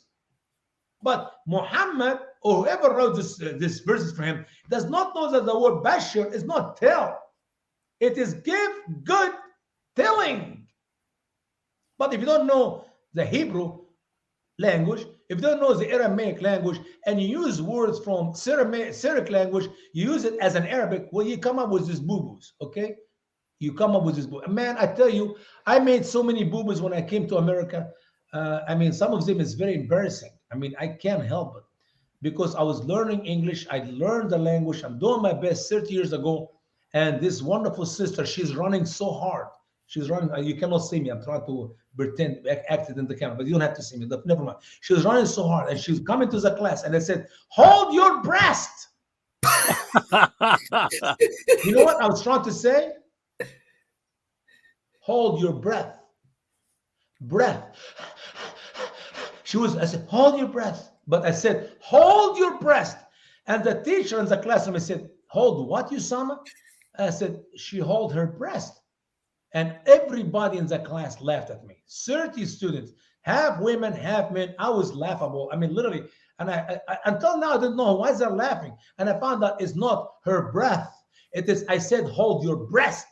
What an embarrassing moment. I felt like I poopy and pee-pee on myself, but it is an honest mistake. The Quran is loaded with honest mistakes. When you use words from a different language and you do not know what it means, you make boo-boos. That's exactly the clear word of Allah in the Quran. I hope I gave you enough parable here, example to explain to you how bad is the Quran. Anyway, And I think that's something that Muslims don't understand. They try to change the meaning of like the Hebrew words just because phonetically it sounds like it, yeah, or because it's spelled relatively close to it. It's a great science. I wish we have Sister Hatun to sit with us and explain to us some of the words we see from one Arabic to another Arabic Quran, 37 Quran. And when you change a pronunciation of a word, it come up with complete different meaning. So right. the Egyptian Quran, which Hafs Quran, which we use, it said in lamastum an-nisa, if you touched the woman. Now, if you go to the Quran, which you use in the country of Morocco, in lamastum an-nisa, lamastum is have sex with a woman. Can you imagine? Touch a woman is the same word as have sex with a woman. Complete different words, complete different action. Think about it. Lamastum, I touched. Lamastum, have sex with. For heaven's sake, if every woman I touch, I have sex with, so far I have sex with 10 million women. And when Maryam said in the Quran chapter 19, how can I have a son when no man has touched me? It is Right. in my Quran, the Egyptian Hafs, no man has touched me. You think, wait a minute. If a man touch a woman, will she automatically get pregnant?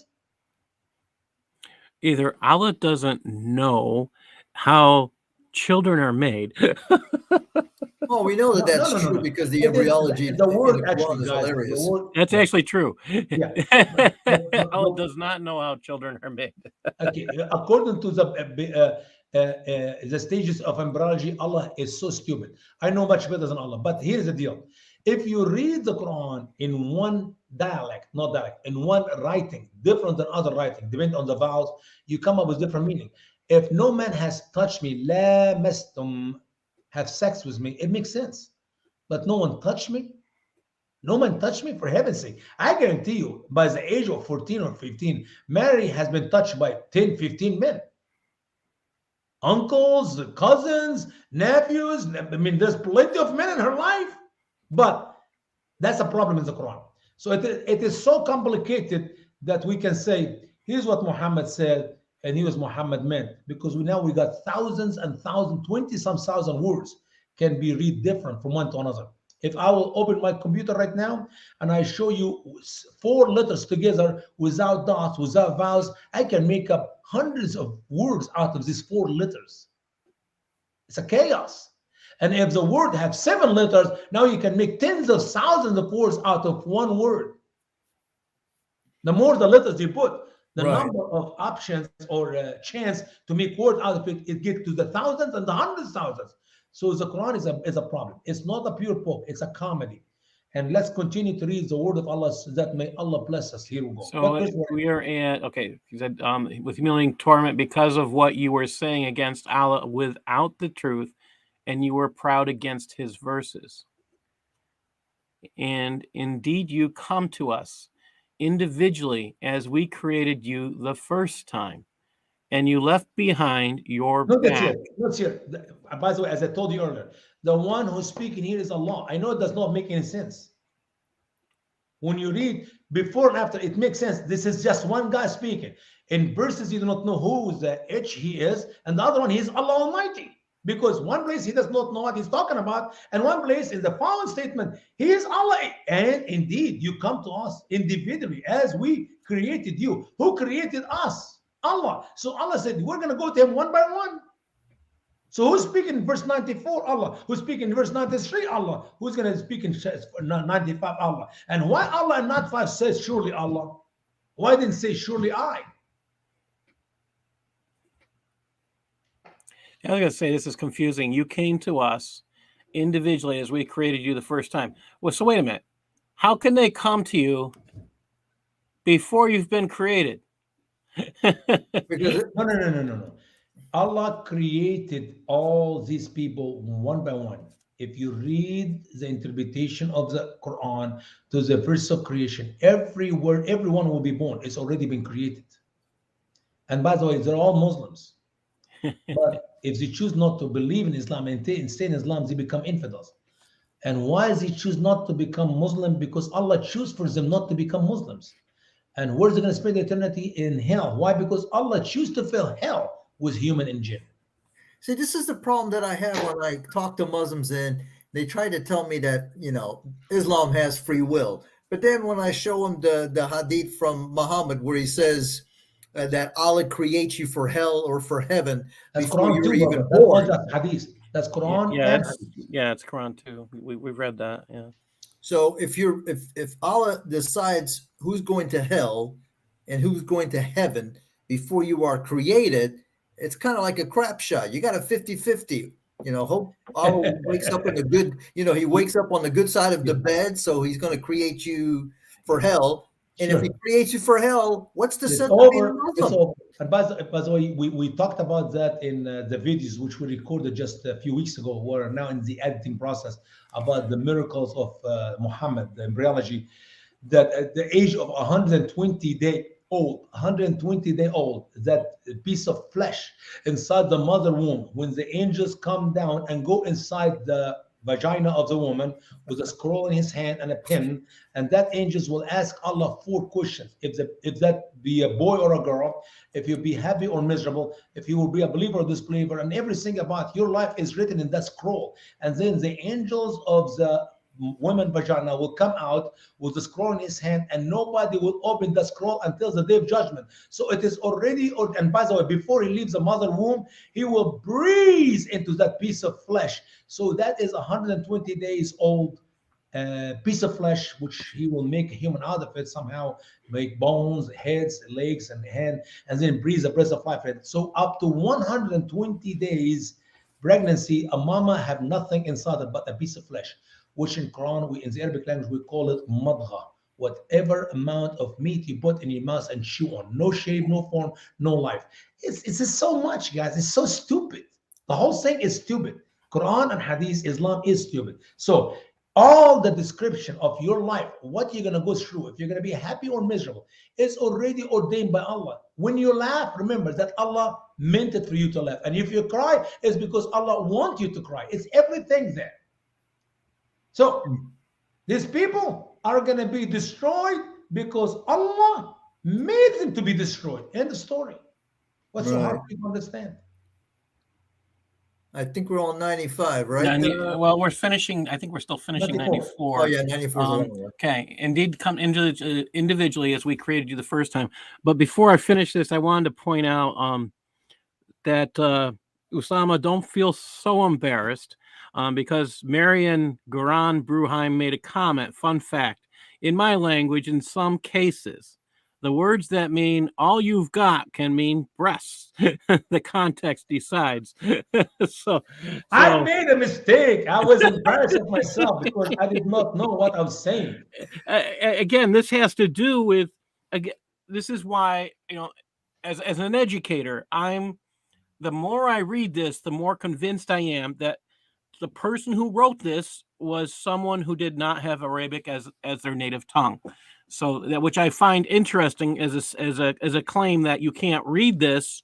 But Muslim, I got your ball. But Muslim will tell you the reason it is not written right because the translator is a liar. Usama Dakdok made an evil translation here. That's not how the Quran. Oh well, we go farther than this. So a lot of times what we'll do is we'll go straight to other translators. No, not just other translators. What we'll do is we'll go straight to a word for word by word.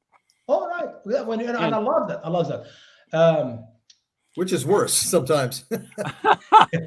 What we've learned, Usama, is that you're very kind. Oh, but I try to be nice. I try to be polite. I try to be sensitive to the Muslims who have sincere heart to know the truth. But if you cannot get it from this translation, there is no chance for you to get it anywhere else. It is impossible. And it's funny, right, Paul? Because sometimes we have my buddy Whatdo, who's an Arabic speaker, and sometimes when we go to the other translations and it doesn't really make sense, we'll have my buddy read it in Arabic, and then sometimes he comes back and says, "Dude, you don't want to. I can't give you an answer because I have no clue what it says in Arabic." Exactly. And he's an Arabic speaker, so I mean, if he's telling me, okay, this doesn't make sense in Arabic, and then I could see the work that these poor translators try to do to because I know Arabic, gentlemen, I know what the translator were doing. They were on purpose deceiving the English speakers. Right. On purpose. Yes.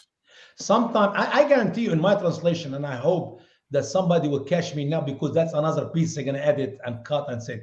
In my translation, there may be some errors, but I call them honest errors.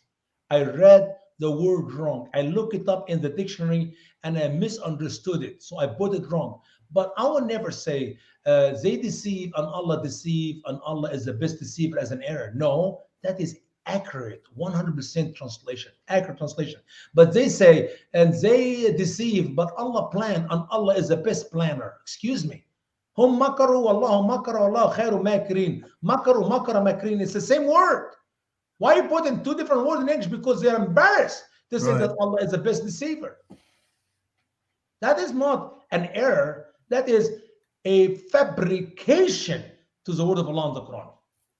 Well, you also have the very embarrassing, disgusting verse. I'm trying to think if it's chapter 3, chapter Imran, or chapter Miriam. I think it's probably 19, where I guess it's Allah's spirit and he blows into something. That's Quran chapter 66, verse 1. Yeah, it blows into something. I can read it for you. I read it to you. And 66. I know that Farsh. Or And Farsh Mary, Ahami. the daughter of Imran, when, listen carefully, here's the word of Allah, not Usama Dakdok. And 66 verse 12. I give you the wrong verse. 66 verse 12.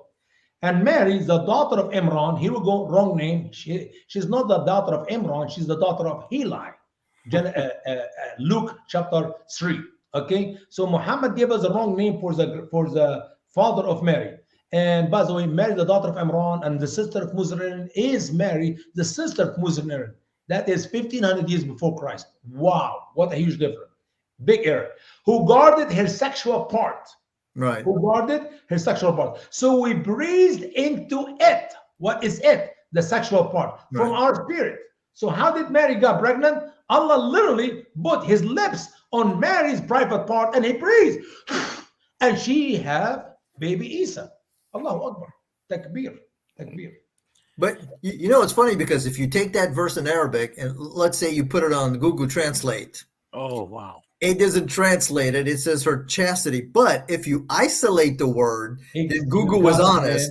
You got it, brother. You're so smart. Google will tell you her vagina. And then I looked at the lexicons, right? Because I know enough about the root system. So I look at the root and I look at the word, because I had some Muslims tell me, no, that's not what it means. So I looked at it, and it says, an opening, a gap, the vulva, which it's all what's opening in a woman.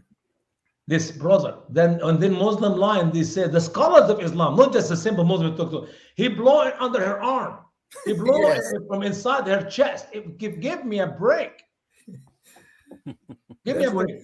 The best thing you do when you look at the word Allah, the word Allah Akbar, two simple words, Allahu Akbar.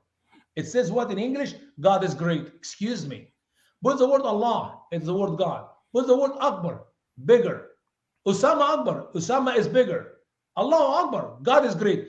Muslims control Prophet Google Translate. They control him. They make him say exactly. You copy a verse from the Quran, it will tell you exactly what you want. But break that verse to few words, it give you complete different words. Right. That's a sad, sorry fact that Google, I mean, everybody needs to understand this, that Google in many ways is run by the followers of Islam. Right. It's not just, if you look at what's happening to YouTube and to many other things owned by Google, you will see that those who teach the truth are being attacked. Banned. How many of my videos took out from YouTube for the last 30 years? And they say the video was removed by the owner. I said, I will cut my hand from around my neck, which means I will kill myself before I will remove any of my videos. I will never remove a video. Yeah, they just make up excuses. Yeah, I'm there with you. Let's finish 94 so we can move to 95. So let's keep going. And indeed you came to us individually as we created the first time and left behind your back the things which we had given you. And we do not see with you intercessors whom you claim as the partners among you. Indeed, that you were claiming between you is cut and gone astray. Yeah. 95. Surely Allah Falak. Falak. Sorry, what? Falak. 95. 695. In what? Split. I think you have split. Split, yeah. Yafliq means split. If you have a piece of wood and you chop it with something, you broke it to two pieces, is that falak. Okay. So surely Allah split the grain and date pit. He brings forth the living from the dead and brings forth the dead from the living. Let's stop it for a minute. Muhammad is dead wrong. You give me that dead bit and I will boil it and I promise you, you will never bring tree out of it. The seeds are not dead. Throughout the Quran, God brings the dead from the living and the living from the dead. Like what? So your hair is dead and come out of your body and you're living. The hair is not dead, you idiots. The hair is alive, is a living part of your body. And the fingernail is not dead, it's alive. And the seeds which you put in the ground, they're not dead. And the proof is that boil them and then try to plant them. Good luck to bring a date tree, a palm tree out of that date nut. Why? Because when you boil it, you kill it. Right. But Muhammad did not know that. He looked at the date, look, there's no life in it. Okay, put in the ground. Oh, here is a tree. Here's a palm tree, which means it's a living thing come out of dead. No, if it's dead, nothing good come out of it. And this, what's interesting about this when we talk about the I'm going to use this particular phrase later on. As an educator, one of the things we teach to, let's say, third grade, I'm just going to make that as a general, third and fourth grade, is we have a difference between living and non-living. And to say that the life comes from the non-living, that's a sad, sorry statement. Usually it means you have no comprehension of science. Brother Paul, the embryology in the Quran and the teaching of Muslim scholar and Muhammad himself, that thing 120 days old inside the mother womb, there's no life in it. It's a dead thing. Even though we know from the real science, and I show this in videos in my presentation, you can hear the beat of the heart of the baby 22 days old. Well, so there's no such a thing as the baby is dead, no life in him until the age of 120 days. That is garbage. I show you a picture of babies, live picture, 120 days old. Head and arm and they're leaving. And if you touch them, they feel and they touch you, they hold your finger. They hold your finger inside the mother womb. And then, it's humorous here. And it follows. This is Allah. How is it when you turned away? We turned away because you're stupid. That's a good reason. If you tell me that the seed of the palm tree is dead and a palm tree come out of it, which is alive, that means you and your Allah do not know what you're talking about. 96. The splitter of the dawn and maker of night, a dwelling, and the sun and the moon for counting. This is the measure of the deer, the knowing. Counting here is how you know how many days in the week, how many hours in the day, and so on. So Allah made He is the one who created everything, the sun and the moon, for counting. Now, how we're going to count the sun and the moon and the days if we live in Greenland? If we live in the North Pole, how in the world you can tell me that you can count the days by the sun's rise or the moon show up at night? Good luck.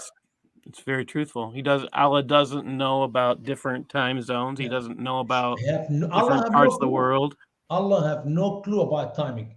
But for Muhammad who live in Saudi Arabia, yes, every day it get dark at night, and in the morning the sun shine up. But if you live in Greenland and it is nighttime for 5, 7, 10 days, a whole 3 weeks in the middle of June, or night all 3 weeks in the middle of December, well, you need a clock. You need the invention of the infidel so you can know the counting of the day and the night. But Muslims do not know that. Because you don't have a system to count. Sure. How are you going to count it?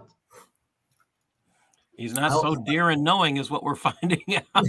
How are they going to do the Ramadan fasting? It's exactly. We talked about that in our new material, brother brother Paul will be printed soon here, have it published. So it's a chaos in Islam because Allah is not all knowing, by the way. Allah knows a little bit. He only knows what's happening in Saudi Arabia.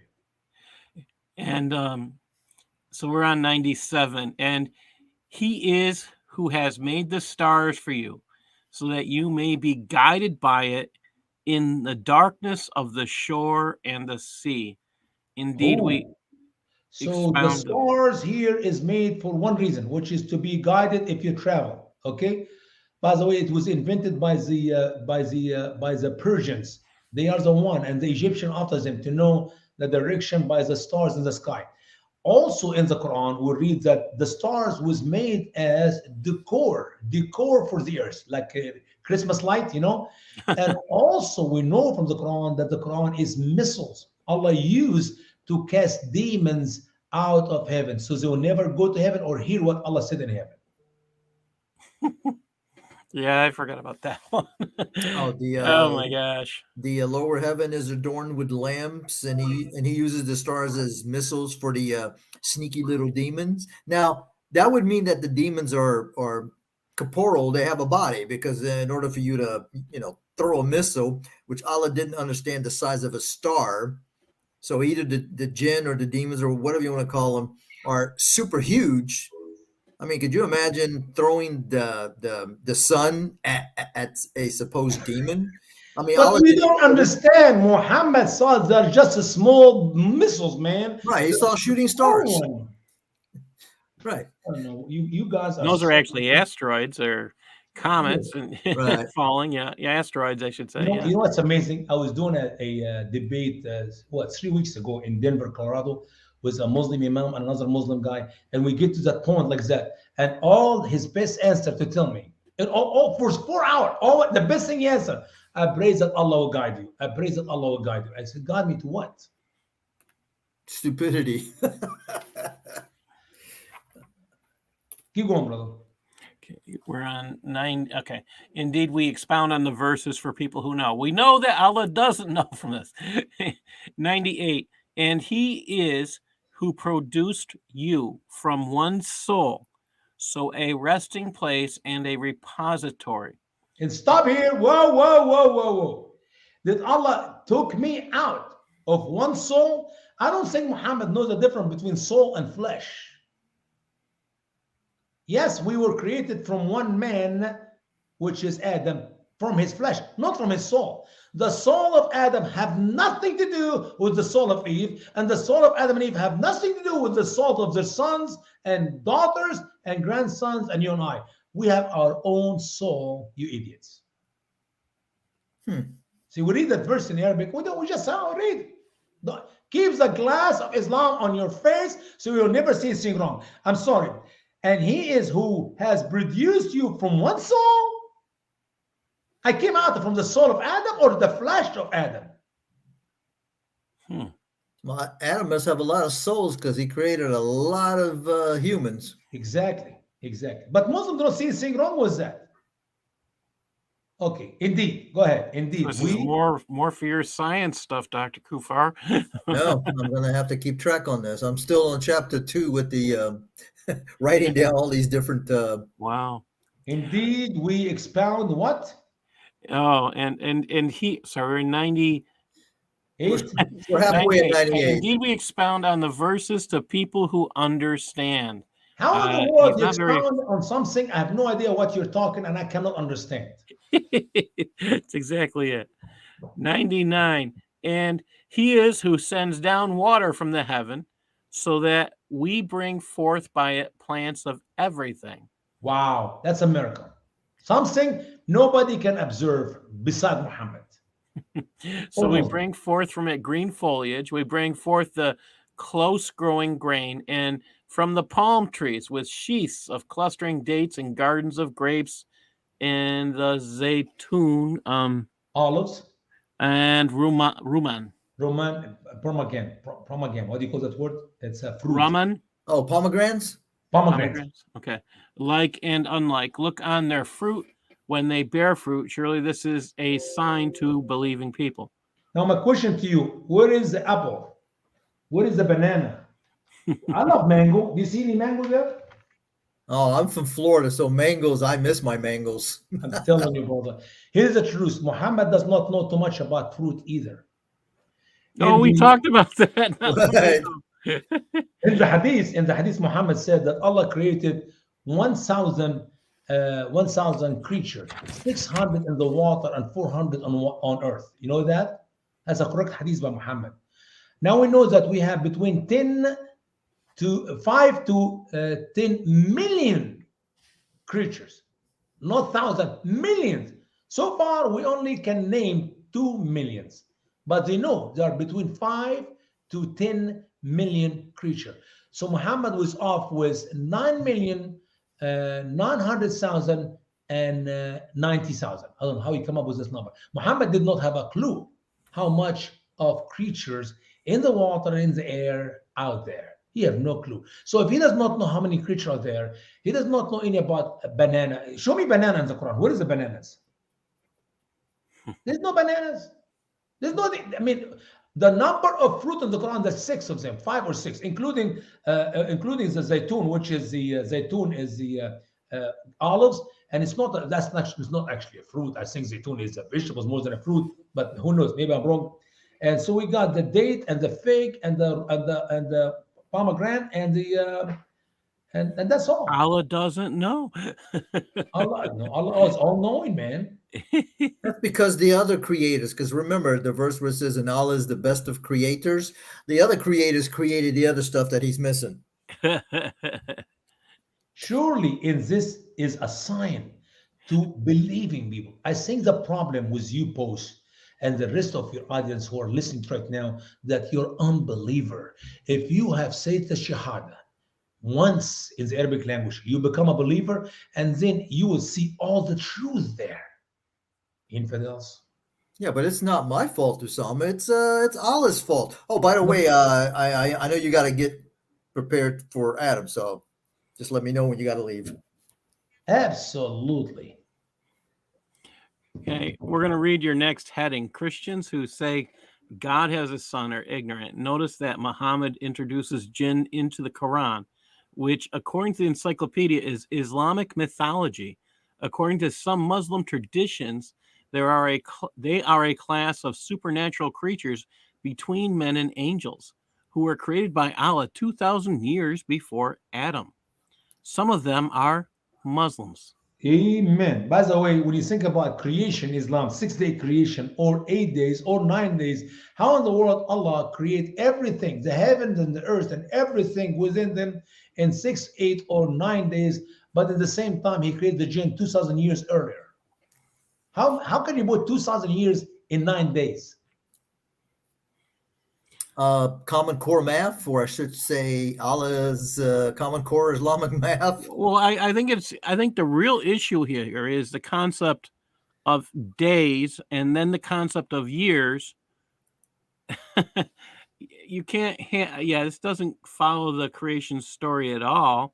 And some Muslim scholars, in their translation to the Quran, they did not use the word days. They use a period of time, which is a big problem, because we know for sure from the hadith, the saying of Muhammad, incorrect hadith, in a solid hadith, 100% true, that Muhammad assured us what Allah created in every day. He created the dirt on Sabbath day. Wait a minute. God did not create anything on Saturday. And then He move on every day. When you read these 7 days of creation in the hadith, you realize that He forgot to mention the creation of the heavens. According to the Quran, there are 2 days. So 2 plus 7 is 9. And I still never found where Eve was created or when Eve was created. Not in the Quran, not in the hadith. We have no clue when Eve was created. Well, and that I think I know which hadith you're talking about. He also, you know how Muslims like to make fun and say, "Oh, God in the Bible, He created light after He created, like the earth." There's a sun first He created the light, and then He created the sun. And the 3rd day. Yeah. In that hadith, Allah created the light on the 4th day. So He was working in darkness the entire time before. Right. Man, so, when you work in the darkness and you make it that beautiful, man, that's good. And like you said, there is no, all of that was created, the creation of earth before the heavens were done. So where was earth hanging? And Adam was the last thing created on Friday. And I think Adam had to tell Allah, listen, you got to hurry up, finish me. Yep.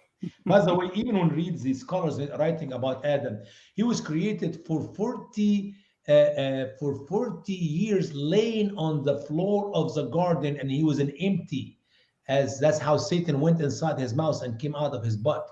And he found that he's empty, even though they're afraid. So if Adam was created on Friday afternoon, how in the world he was laying on the floor of the garden for 40 years without life, and then Allah put life in him? What kind of creation is that? Oh, it also says that Adam has a navel, which would be kind of strange, because why would he have a navel if he wasn't born? This is because Allah does not know, is never witnessed a birth of a child. Exactly. Verse 100. Come on, guys. We only have 15 minutes. I'm Okay, going to leave you and with they 15 made to minutes. Allah's partners jinn and their creation, and they made up for him sons and daughters without knowledge.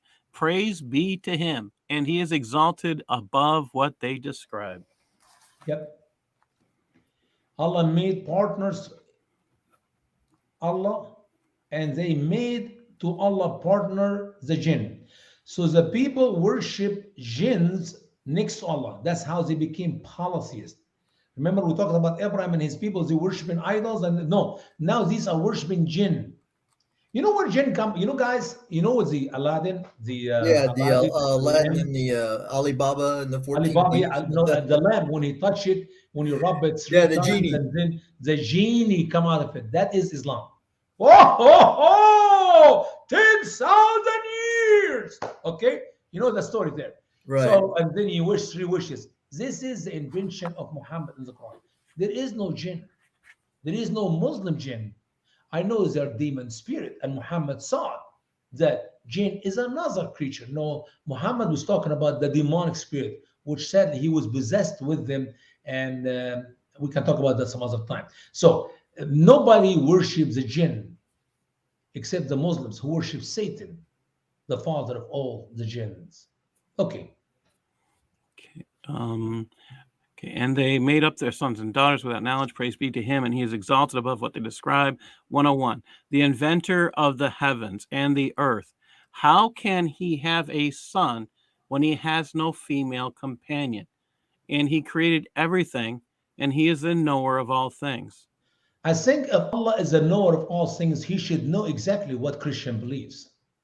You know, the stupidity of that Allah is that he does not even know what Christian believe. He have no clue. I'm not kidding.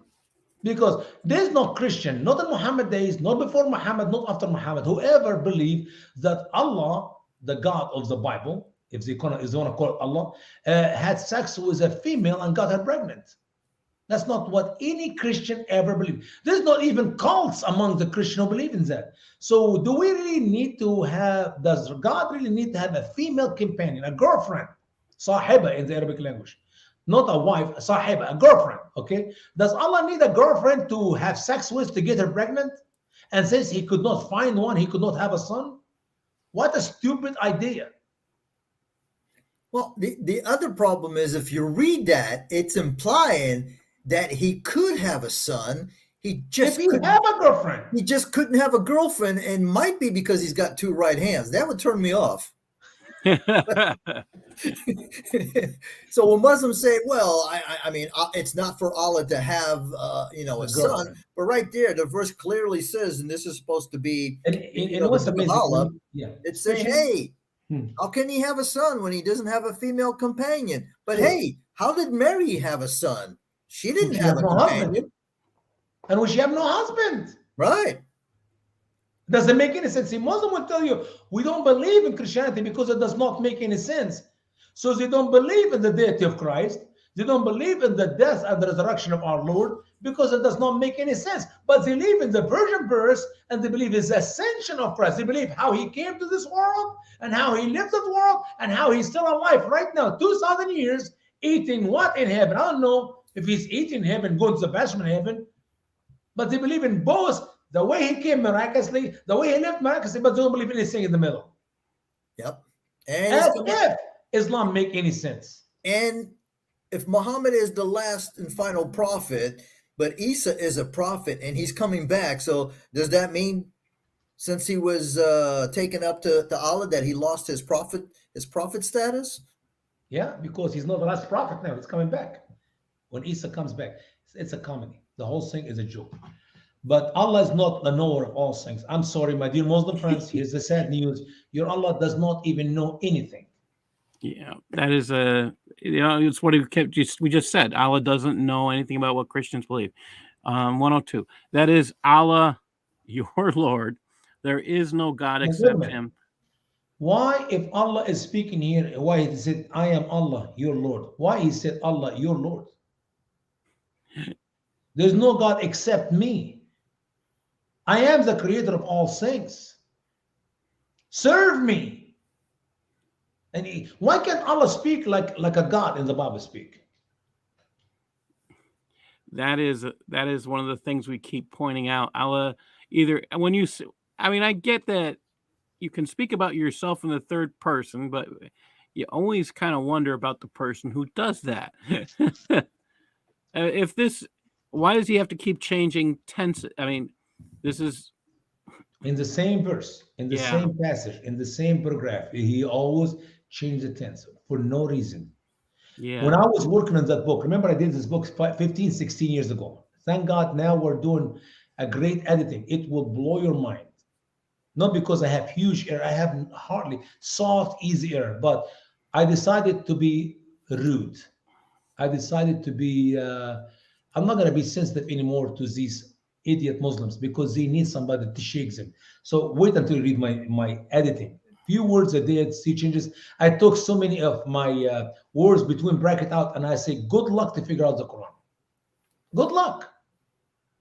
Anyway, so it does not make any sense how Allah speaks in the Quran. Read verse 102 one more time, brother. okay. That is Allah, your Lord. There is no God except Him, the Creator of all things. So serve Him, and He is the guardian of all things. Did Allah take a version of the Shahada? Yeah, but here's the deal. If Allah is guardian all things, let me ask a question. What is more important? Some trees and some fish in the ocean or the holy word of God? I would think the holy word of God would be more important. Be If on the top Allah of the is list. guardian all things, I know for sure things here include trees, bird, fish, Right. animals. Allah's guardian everything. What about his word? Is Allah the guardian of all things except the Bible? Because it's not important? Well, Muslims will have told me that, the reason that he didn't protect his other books was because he knew that he was going to bring the Quran But to my friend, correct his whoa, prior whoa, whoa, mistakes. whoa, whoa. The Quran says, and he is the guardian of all things. Which part of all things you don't understand? Except the most important things, his words. Right. Well, I'll give you a couple examples. There's a verse where it says Allah creates all living things from water, right? Yeah. Or Allah created everything in pairs. But Muslims will tell me, no, no, no, it doesn't mean everything. He's just only talking about humans. But the word is everything. So I don't think they have a comprehension of what words really They mean, because can, brother, everything doesn't mean exactly, everything in Islam. exactly. They twist the Quran to fit the narrative, and you are an infidel. Say the Shahada, may Allah guide you to the truth, and someday you believe it. Right. No vision. Well, 103? Yes. Yeah, let's finish off with 104 because Osama's got to leave. Okay. And All right, no we're out of vision more can time. reach him, and he reaches the 1 hour, visions, so that's and why we need he to is get the started. kind, the aware. I'm sorry, brother. I was talking while you're reading. I apologize. Okay, no vision can reach him, and he reaches the visions, and he is the kind, the aware. No, he's not kind. He's not unaware. He does not reach any visions. Indeed, a clear proof came to you from your Clear. Lord. You know, whoa, whoa, whoa. When you read in the Quran, the word clear, you know what it is. It's unclear. Right. Okay? Go ahead. Well, I'm still okay. This is where it's so truthful what you just said, because the word that follows clear is not provided. It says, "Indeed, a clear proof came to you from your Lord." I didn't see it. Did anybody else hear The it? Quran itself, Brother Paul, he's talking about the Quran, the clear proof of Muhammad, the clear miracle of Islam, the clear evidence that Islam is true is the Quran, which you are reading, which Muslims do not read. They just memorize. Because if you read the Quran, you're going to leave. So Exactly. whoever Don't sees it, ask. so it Don't is to ask, himself, brother. and whoever is Yeah. blind, so it is against it, and I am not a keeper over you. Oh, isn't this saying that that Allah can't be a keeper over us if we read the Quran somewhat? Exactly. Exactly. Guys, I enjoy spending this couple hours with you, and it went too fast. I don't know how this thing works, but Well, the pleasure is all mine, Usama. Anytime you want to join us, because this is going to be a long adventure. I will come Because back. You invite me, Lord's willing. If I'm open, I will be in. I love to read the Quran, believe it or not. no Some people problem. say, how in the world do you enjoy reading the Quran? I read the Quran when I translated 26 times. Right now, I'm reading for the second time in the editing. So it's going to be most likely 30 times. Now, in my life, 52 years old, I started reading about the Quran when I was 7, 8 years old in school, just memorized few verses from some passage of the Quran.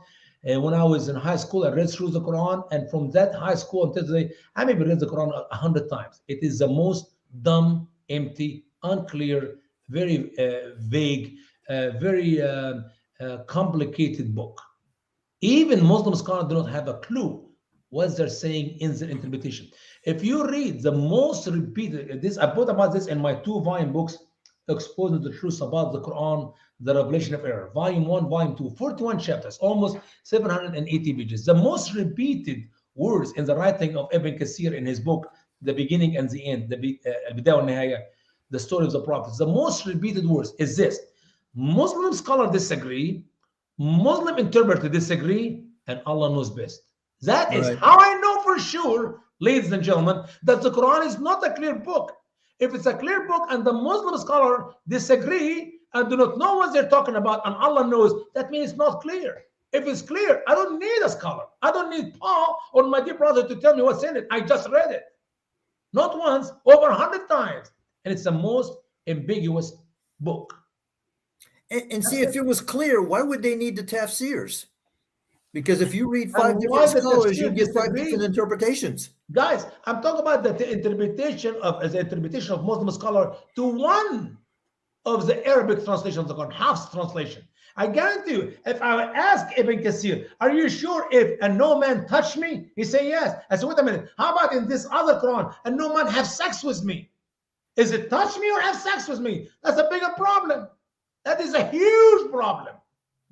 I mean, Right. can you imagine if the same scholars, Ibn Kathir, Al-Tabari, Al-Qurtubi, Al-Jalalain, Ibn Abbas, and other people, read for me and interpret for me the other 37 Qurans.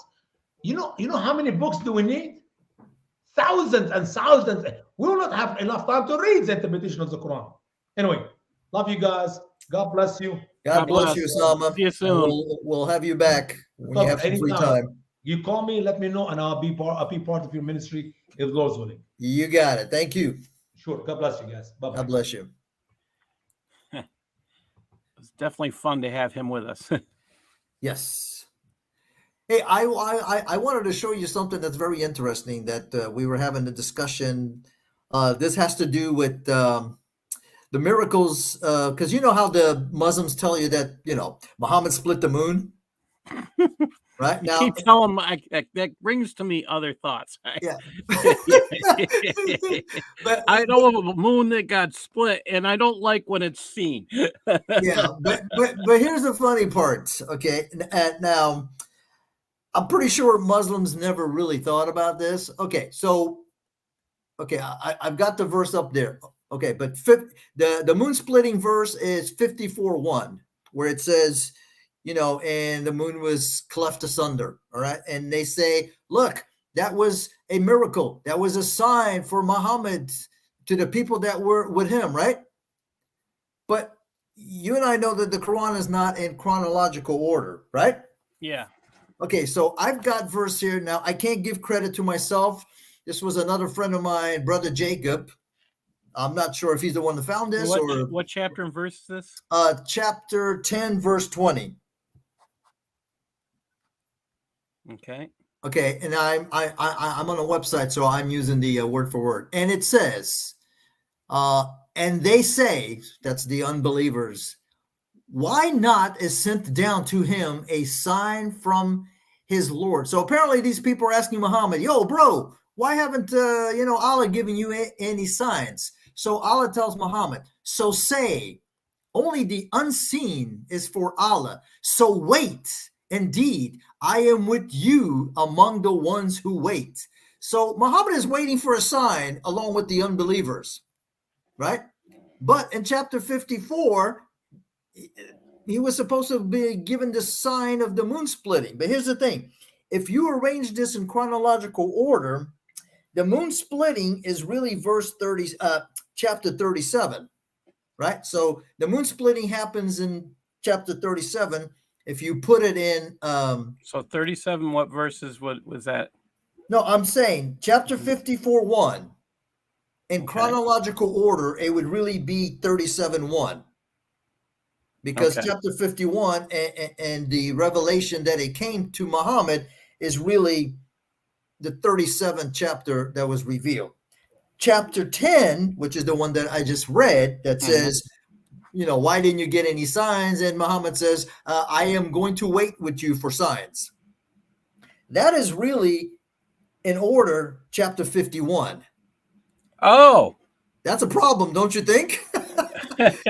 If Muslims are telling us that the moon splitting was a sign or a miracle given to Muhammad, but then 14 verses later, Muhammad says, hey, I'm going to wait with you guys for my signs, because they asked Muhammad, so why hasn't Allah said? This is 14 chapters later. 14 chapters later. Holy cow. That says something. And when you, if you're going to claim he did a miracle, and then Muhammad himself says he's waiting with the unbelievers for a sign. Right. Now, I did ask somebody who's doing and my internet looks like it's going bad. Can you hear me? Yes, I can hear you. Okay.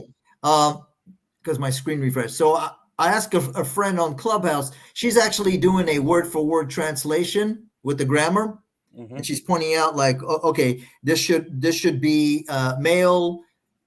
Why is it female or masculine versus feminine? So I asked her. She's agreeing with us. She's agreeing with us. So I thought, okay, maybe because it says only the unseen is for Allah. So wait, indeed, I am with you among the ones who wait. And I said, could it be that the I here is referencing to Allah? But she said, no, it's correct. The I is dealing with Muhammad. But that would have been even stranger for Allah to say, hey, guys, I'm waiting with you for my signs. But clearly we see here that Muhammad is telling the people, hey, I'm with you guys. Okay, I'm going to wait with you for Allah to give me a sign. But then 14 chapters before, Muslims tell us that, hey, Muhammad split the moon. That's a sign. And remember, because a lot of times Muslims will say, well, Muhammad's miracle or Muhammad's sign was the Quran. So by the time he got to chapter 51, I guess he hadn't gotten the sign. He hadn't got the Quran wasn't given, fully until, this is where it gets really silly. Yeah. So I thought this was like really interesting that, and this is the thing when I do have a version of the Quran that is in the chronological order. I haven't read it because, I've read the jumbled up one, but I started looking, and because when he brought this up, and then in another room, a Muslim was talking about the moon splitting and the evidence, but unfortunately they closed the room. So I didn't get to finish my conversation with the Muslim. So I was going to bring this up, and I was going to say, so tell me, if the moon splitting was a sign for Muhammad, and if you put the Quran in the order that Muhammad received it, why is Muhammad 14 chapters after the whole moon splitting thing is telling the people around him that he's going to wait with them for Allah to send him a sign? This thing just gets better and better. The more, it's like people start digging into it. So I was like, oh man, I might actually do a video on this. Oh, did you see I'm still going to do a video on it. Your best friend, Aladdin. Oh boy. He did a video. I think it was dealing with Sam Shamoon or somebody, but he was. So he brought up it had to do with Isa, and so they have like the Arabic Bible, right? Yeah. So he was trying to say that. Oh, Isa, it says David Wood and Sam Shamoon, Isaiah 9:6. This guy's okay. amazing. So he was trying to say in that video, I don't think it's that long, maybe 3 or 4 minutes. So he goes to a Arabic website. 11 minutes, yeah. So he goes to an Arabic website. I forgot what the name of it is. I've got it all. Let me see. Where's my file? Let me see. It's in my videos to do. Stupid stuff? No. Okay. I got plenty of that. Video topics. Okay. So it's all the way down. Oops. Okay. Okay. So Aladdin is saying Aladdin is using a modern Arabic Bible to prove that they also use Isa. So he's using. Let me click on it. A Coptic Bible is what it would be most No, likely. but he's not using a Coptic Bible. He's using a new fandangled translation. And I looked at the guy. I forgot what the name of it is. He says it in his website. And I found it. I found the link. And sure enough, if you do a search, no matter, because there is a difference between Isa in the Arabic and Jesus. Yes, in the Arabic, right? So this website that he used, funny enough, if you copy the Arabic for Isa and you put it in there, guess what? It comes out that it's in there, right? But if you take the Arabic for Jesus, which is Yeshua, right? And you put it in the search engine, guess what? It comes out Isa. And if you know anything about the lettering, you could see that it's not the same word. So I found a Coptic Arabic website, and I did the same thing. I copied and pasted Isa, and guess what? It came back, we can't find this word. When I put the Jesus word in there, and it came back with all the different verses that mentioned Jesus. So I'm going to do a video on that because I'm like, this guy found one obscure website. It's kind of like of a modern translation of the Arabic Bible, right? And if anybody wants to come have some fun with Aladdin, he's always leaving comments on my channel. So if you want to have some fun, harass him. So what this guy did is he created his own Arabic version of the Bible, and instead of what the Arabic Bible uses, he interposed it with Isa, trying to say, oh, look, if you read the Arabic Bible, it says Isa. But if you look at any other Arabic Bible, yes, it doesn't say Isa, it says Yeshua or Yeshua. I sit there and wonder what was the whole intent originally behind using the term Isa. But again, we know that Allah doesn't know a lot of stuff, as we discussed today over and over again. It seems like we're doing that almost every time we do this. Right. We keep pointing out things that Allah doesn't know, especially with, and I'm laughing at Usama's mentioning of perhaps, as we have been doing over and over again. Hey, there's Mary. Too many Marys. Good to see you. I don't know how much you got or you missed.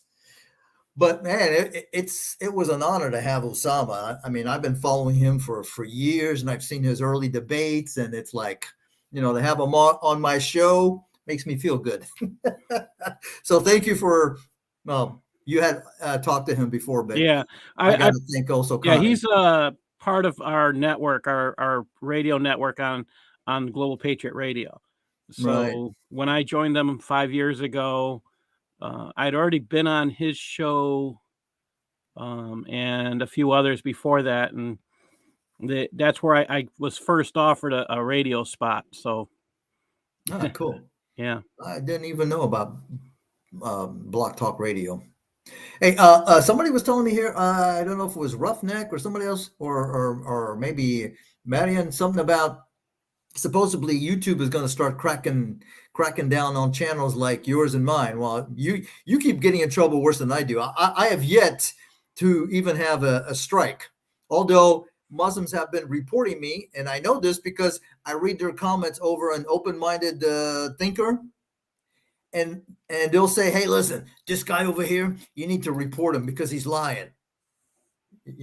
But supposedly they're going to be taking down channels. I'm like, I may have to start moving all my stuff over to Rumble. So what my recommendation is to take all of your stuff and if you don't have your own copy, StreamYard keeps everything now, but I would post it also up on Rumble. That's what I am currently doing. Yeah, the only thing that I don't have, because any video that I do, it's in my computer. So unless my computer crashes, I've got everything here. The only thing that I don't have, and I've started downloading, is like the important the live shows, Yeah. because that's not saved on my computer.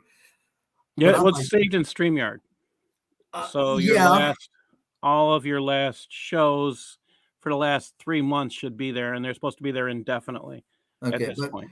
you know what I used to do before, because I thought the way that they were catching to see if I'd gone over my 20 hours. So somebody told me that if I delete the shows that saved, that I could get more hours, but I don't know if that's No, true. they So actually they created it was about 2 or 3 months ago, they decided somewhere's in there last month or maybe a month or 2 ago, they said that now they'll save indefinitely. So oh, there's okay. something there was a revision.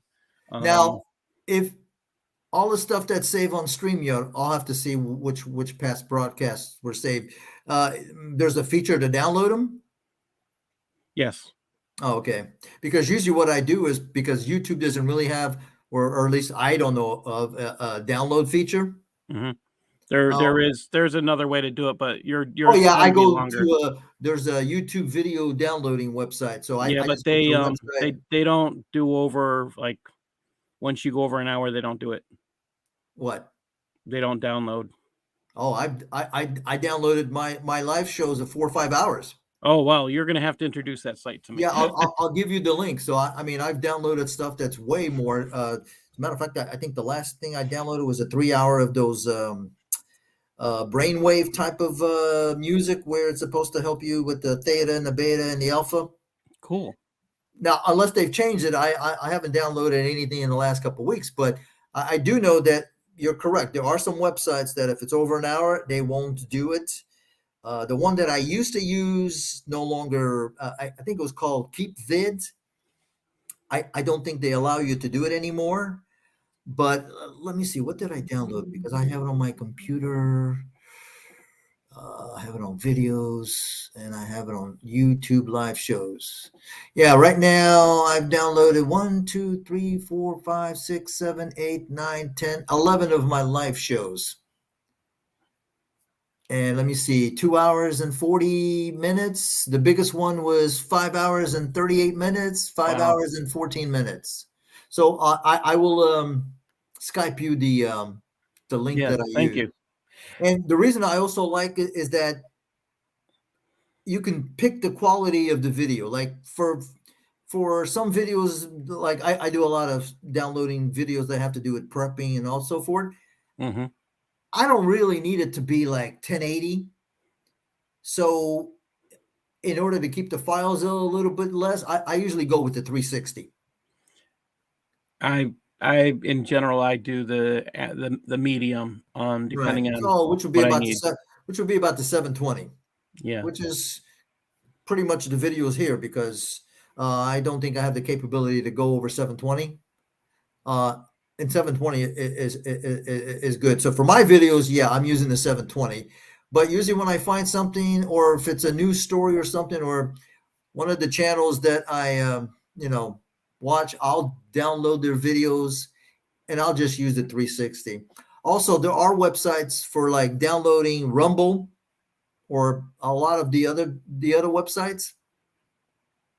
So like if there's a good video on Rumble that I want to download, I'll go ahead and Well, one of the things I don't want to forget to say, since we had Usama on, is if you want to support his ministry, you can go to Straightway Ministry of Grace, Straightway of Grace Ministry, and go there and do support him. He does a lot of do evangelism, and he's right. I'm really thankful. One of my former students had a chance to interview him this week and made an impression, so I'm kind of excited, which means Usama is probably going to be coming up here, which is nice. Right. So I'm excited for his new Quran, because you know me, I typically get PDFs, yes, but I'm gonna get his hard copy, or at least paperback copy. Well, he has a couple other books out there, and he was just giving me a hard time because I don't have one of his newest books. So I think I have his other two books. I'm going to have to check. I know for sure, clearly I have his PDF. That was one of the few things that that was the first Quran that I bought, because I can't remember the website. I bought one other, which was a chronological, and it's still just as unclear as much as I tried to when I was trying to go through it The that only way. It doesn't difference work. that the chronological one does, because nothing changes, it's just a rearrangement of the chapters, and it's still confusing. Right. It just makes it easier, so where I wouldn't have to go look up in my chronological file that I have, because you would see that chapter 10 would be, actually chapter 51. And, chapter 51 would actually be, chapter 37. But I have it, like I said, I probably have over 3,000 books in PDF on all different topics: accounting, economics, computers, language, history, politics, a whole bunch of miscellaneous, because I can't really figure out where to put them, motivation stuff. I think I'm at probably about 700 books dealing with Islam. I Wow. don't know how many books I have dealing with Christianity. I mean, I probably will never read them. I'll die before I read them, but I like to have them as reference, because, Muslims are very tricky people. So if they tell me the name of the book or the volume, like for instance, Al-Tabari is 40 volumes. Yes. So I have I'd say about 20 of those, at least hard copy. Oh, okay. No, I've got all of these in the PDF. I do want to get the full set, but it is not it's an expensive task. I'm still someone who prefers the hard copy. There are some things I do like Usama's book. I have it in hard copy, and I have it also in PDF. And yeah, I'm more the hard copy guy. First of all, most of my books, I get them from like archive.org, because they have a lot of classic books. Yes. Books that are very old. And like I said, I would be a poor guy if I had to buy all of these, even in paperback. I mean, like I said, I've got over 3,000 books. I'm going to offer right now, but while we're saying this, I'm going to offer to anybody interested. I recommend something called Morgenthau's Story. And this is a story where you can find the truth about what happened in the Armenian genocide in there. Ambassador Morgenthau was our ambassador to the Ottoman Empire, and he records the entire massive genocide from the information he had. He also talks about the last fatwa of the last caliph, and this is he talks about it, and the United States kept it secret until the late 60s, early 70s. Wow. And I also have that too, which I'll offer. I'm just going to say here, I'll just give the email out real quick, BEREAN_research@yahoo.com. I'll send both to you. Those are extremely important. You can also find that last fatwa if you've bought my book. It's the book, my last two books have that last fatwa in it. Not last two books, Civilization, Jihad, and the Myth of Modern Islam, which you can pick up on Amazon, or you can pick up Cancer of Civilization, Jihad. It is in the appendix of both of those books, because it is all important. People need to understand there are different levels of jihad, and that is explained in that fatwa. So if you Skype me the name of the book and so forth. Yeah. Because I mean, I do have the one about the myth about the Andalusian. I'll send that one to you. I own that one. Yeah. Okay. I love that. I got to get him on my show someday. Because they say, oh, it was so lovely in the Andalusia and the golden age. And I'm like, dude, do you people ever read your history? Yeah. It's all like Osama says, it's all under the goggles of Islam. So and that's another topic altogether. When I almost almost went off on a tangent because there is something. People need to understand that there is a graduate level topic called the Islamization of knowledge, where he is so wholly accurate in saying that, because Dr. Ismail Faruqi, who was here in the States and was one of the beginners of the Muslim Brotherhood here in the United States after going through Canada, came here and he started this topic. He invented this graduate study called Islamization of knowledge. Basically, it says all knowledge that is not originating under the guise of Islam has to go through the rose-colored glasses of Islam in order to be viewed as being acceptable by Islam. And that's an important understanding. That's why they have their own organizations. They must go through and reevaluate everything. The concept of medicine, the concept of social things, a concept of history, everything has to be gone through those glasses. When you actually read this stuff, and I'm going to say this, what you will discover if you read Ismail Faruqi's stuff or most anything that's considered Islamic scholarship, you will discover that there is no scholarship. They do not write on what we would call a graduate level because they do not understand scholarship. And that's the sad truth that I run into. Right. I hear you. Well, ladies and gentlemen, thank you for joining us. I'm going to be lazy. I'm not even going to play my exit. I hope you guys enjoyed Usama. I know I did, and I hope to see him back more. I think he's might be on Adam's channel. Paul, we need to get you more over on Clubhouse. It's so addictive, you know. I've got to try that. I'm might be going more back to work on it. Just keep me in prayers, guys. I'm going to. I mean, usually at work, what I do is I just listen on the phone, you know, on the Bluetooth. So I really, you know, I have to do it on the phone because I don't want to load anything on the computer. It's not my computer. So I just listen, and, you know, I have to tell people, because by now I am, you know, a lot of the people there, they know me. So when they see me come into their rooms, you know, they'll invite me to go up onto the speakers. And I have to tell them, listen, I'm at work. All I can do is listen.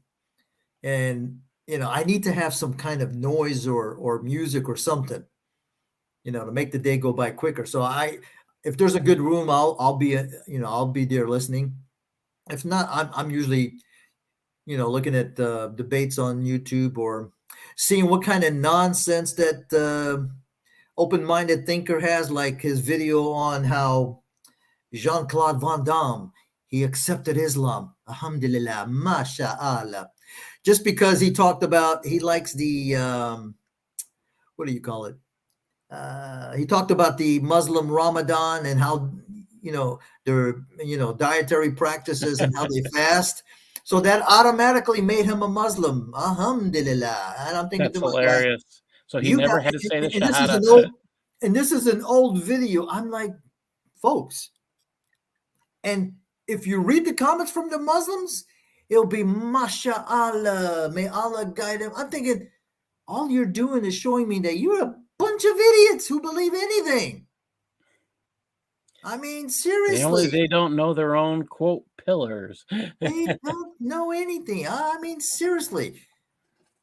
I'm pretty sure Jean-Claude Van Damme likes to partake in the alcoholic beverages every now and then. Well, I'm going to, or maybe no, because he's following the Islamic diet. But yeah. I mean, ask for one more thing for prayers is Eric, myself, and Usama, and I'm hoping for a few others are currently working on what we would consider a textbook that will tell the truth to high school students who have to cover Islam and other things. So they'll learn the truth about Islam when they have to cover this. So we're going to market it first towards Christian schools, and we're in the process of that. And just say I believe we are at this point more than 50% done. Okay. So this is kind of exciting. I've been working with Usama, and I've got a passage I've just finished putting together today. So I think there's a lot of I mean, if you can just imagine a high school kid finding out the truth about who Muhammad is or was, Right. and and actually reading pieces from the Quran to see how ridiculous it is, or pieces from the Surahs, and to see where these things are, and from the Hadiths, quoting right from Islamic sources to find out what they truthfully say. And it's not it will definitely change. We're just say we're pulling the wool that's been put over their eyes, and it's being torn. It's just so if you went to a school that actually taught these things, you'd be saying, how can anybody follow this imaginary local god? That's where we're going. So just keep us in your prayers. We are working on this. It's time to be a solution. We see the Right. problem, so we're working on the solution. Right. And I can tell you from my interaction with Muslims, I would say it's a fair statement to say that the majority of Muslims have never read their sources. Yes. They've never read the first biography, or I should say the second, because the first one really doesn't exist. And the second one I read, it's kind of like sanitized because he left out all the. I would love to know what those other things that were left out. You know, and yeah, inbreeding doesn't help. You're right. I think definitely with the Pakistan is the Pakistani Muslims, they do have a major problem with inbreeding, but it's just so. I mean, you got people that convert who've never read the stuff that you and I have read. I mean, and I'm not a Muslim, and like I said, if I was to read this and become a Muslim, then I'm stupid, because this crap called the Quran, it makes no sense in any language, not in the original, not in English, probably not in Spanish. Not word for word. Yeah. Allah is the most incoherent, disjointed, author that I have ever read. And keep in mind, people, Al-Din won't defend the Quran as a clear communication device. I'm telling you, I don't think he probably knows the definition of a clear communication device. That's what Usama was saying. He didn't know what device meant. So Right. I'll just say clear communication book. Yeah. Will you defend the Quran as something that communicates clearly?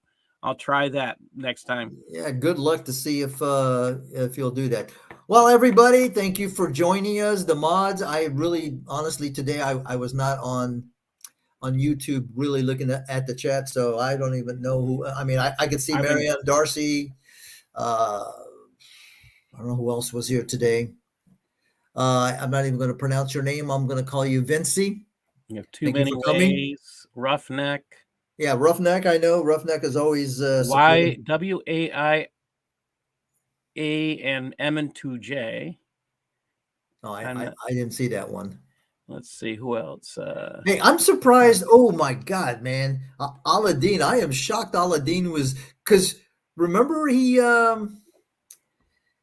wanted to have a debate with Osama. He said, "Oh, go tell Osama I want to debate him." I'm like, and here we have Osama in our. Not that he would waste his time with him. I don't even want to waste my time with him.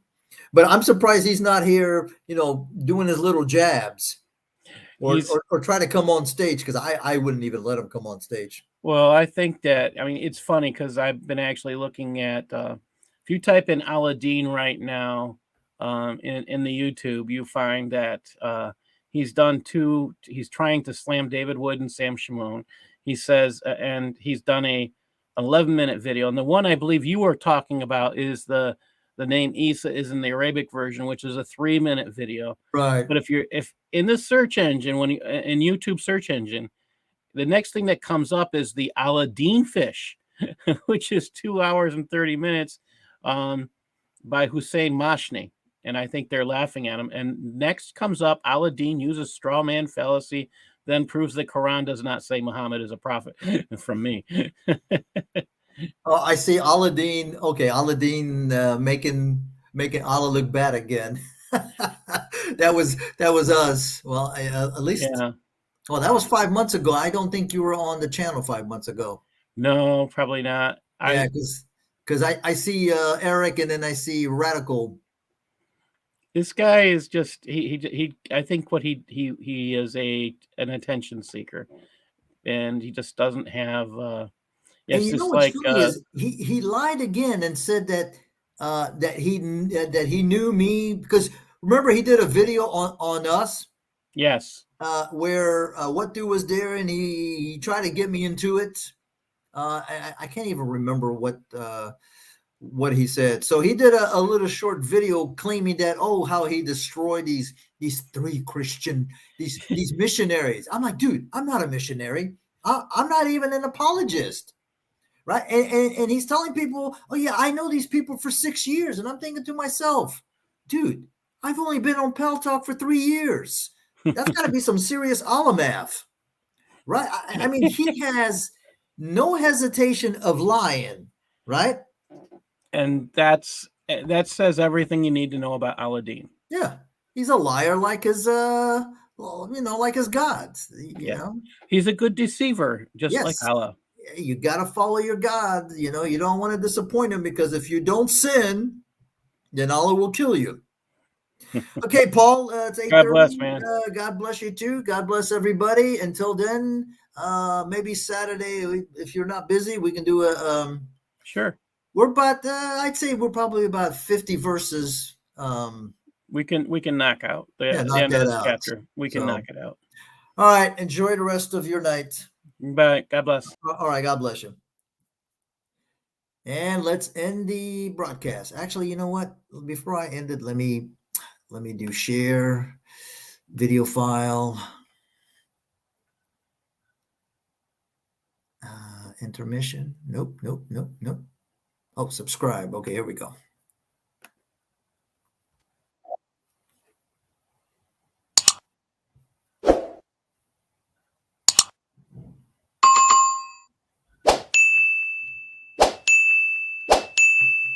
All right, that's it, folks. Until next time, stay safe, stay blessed.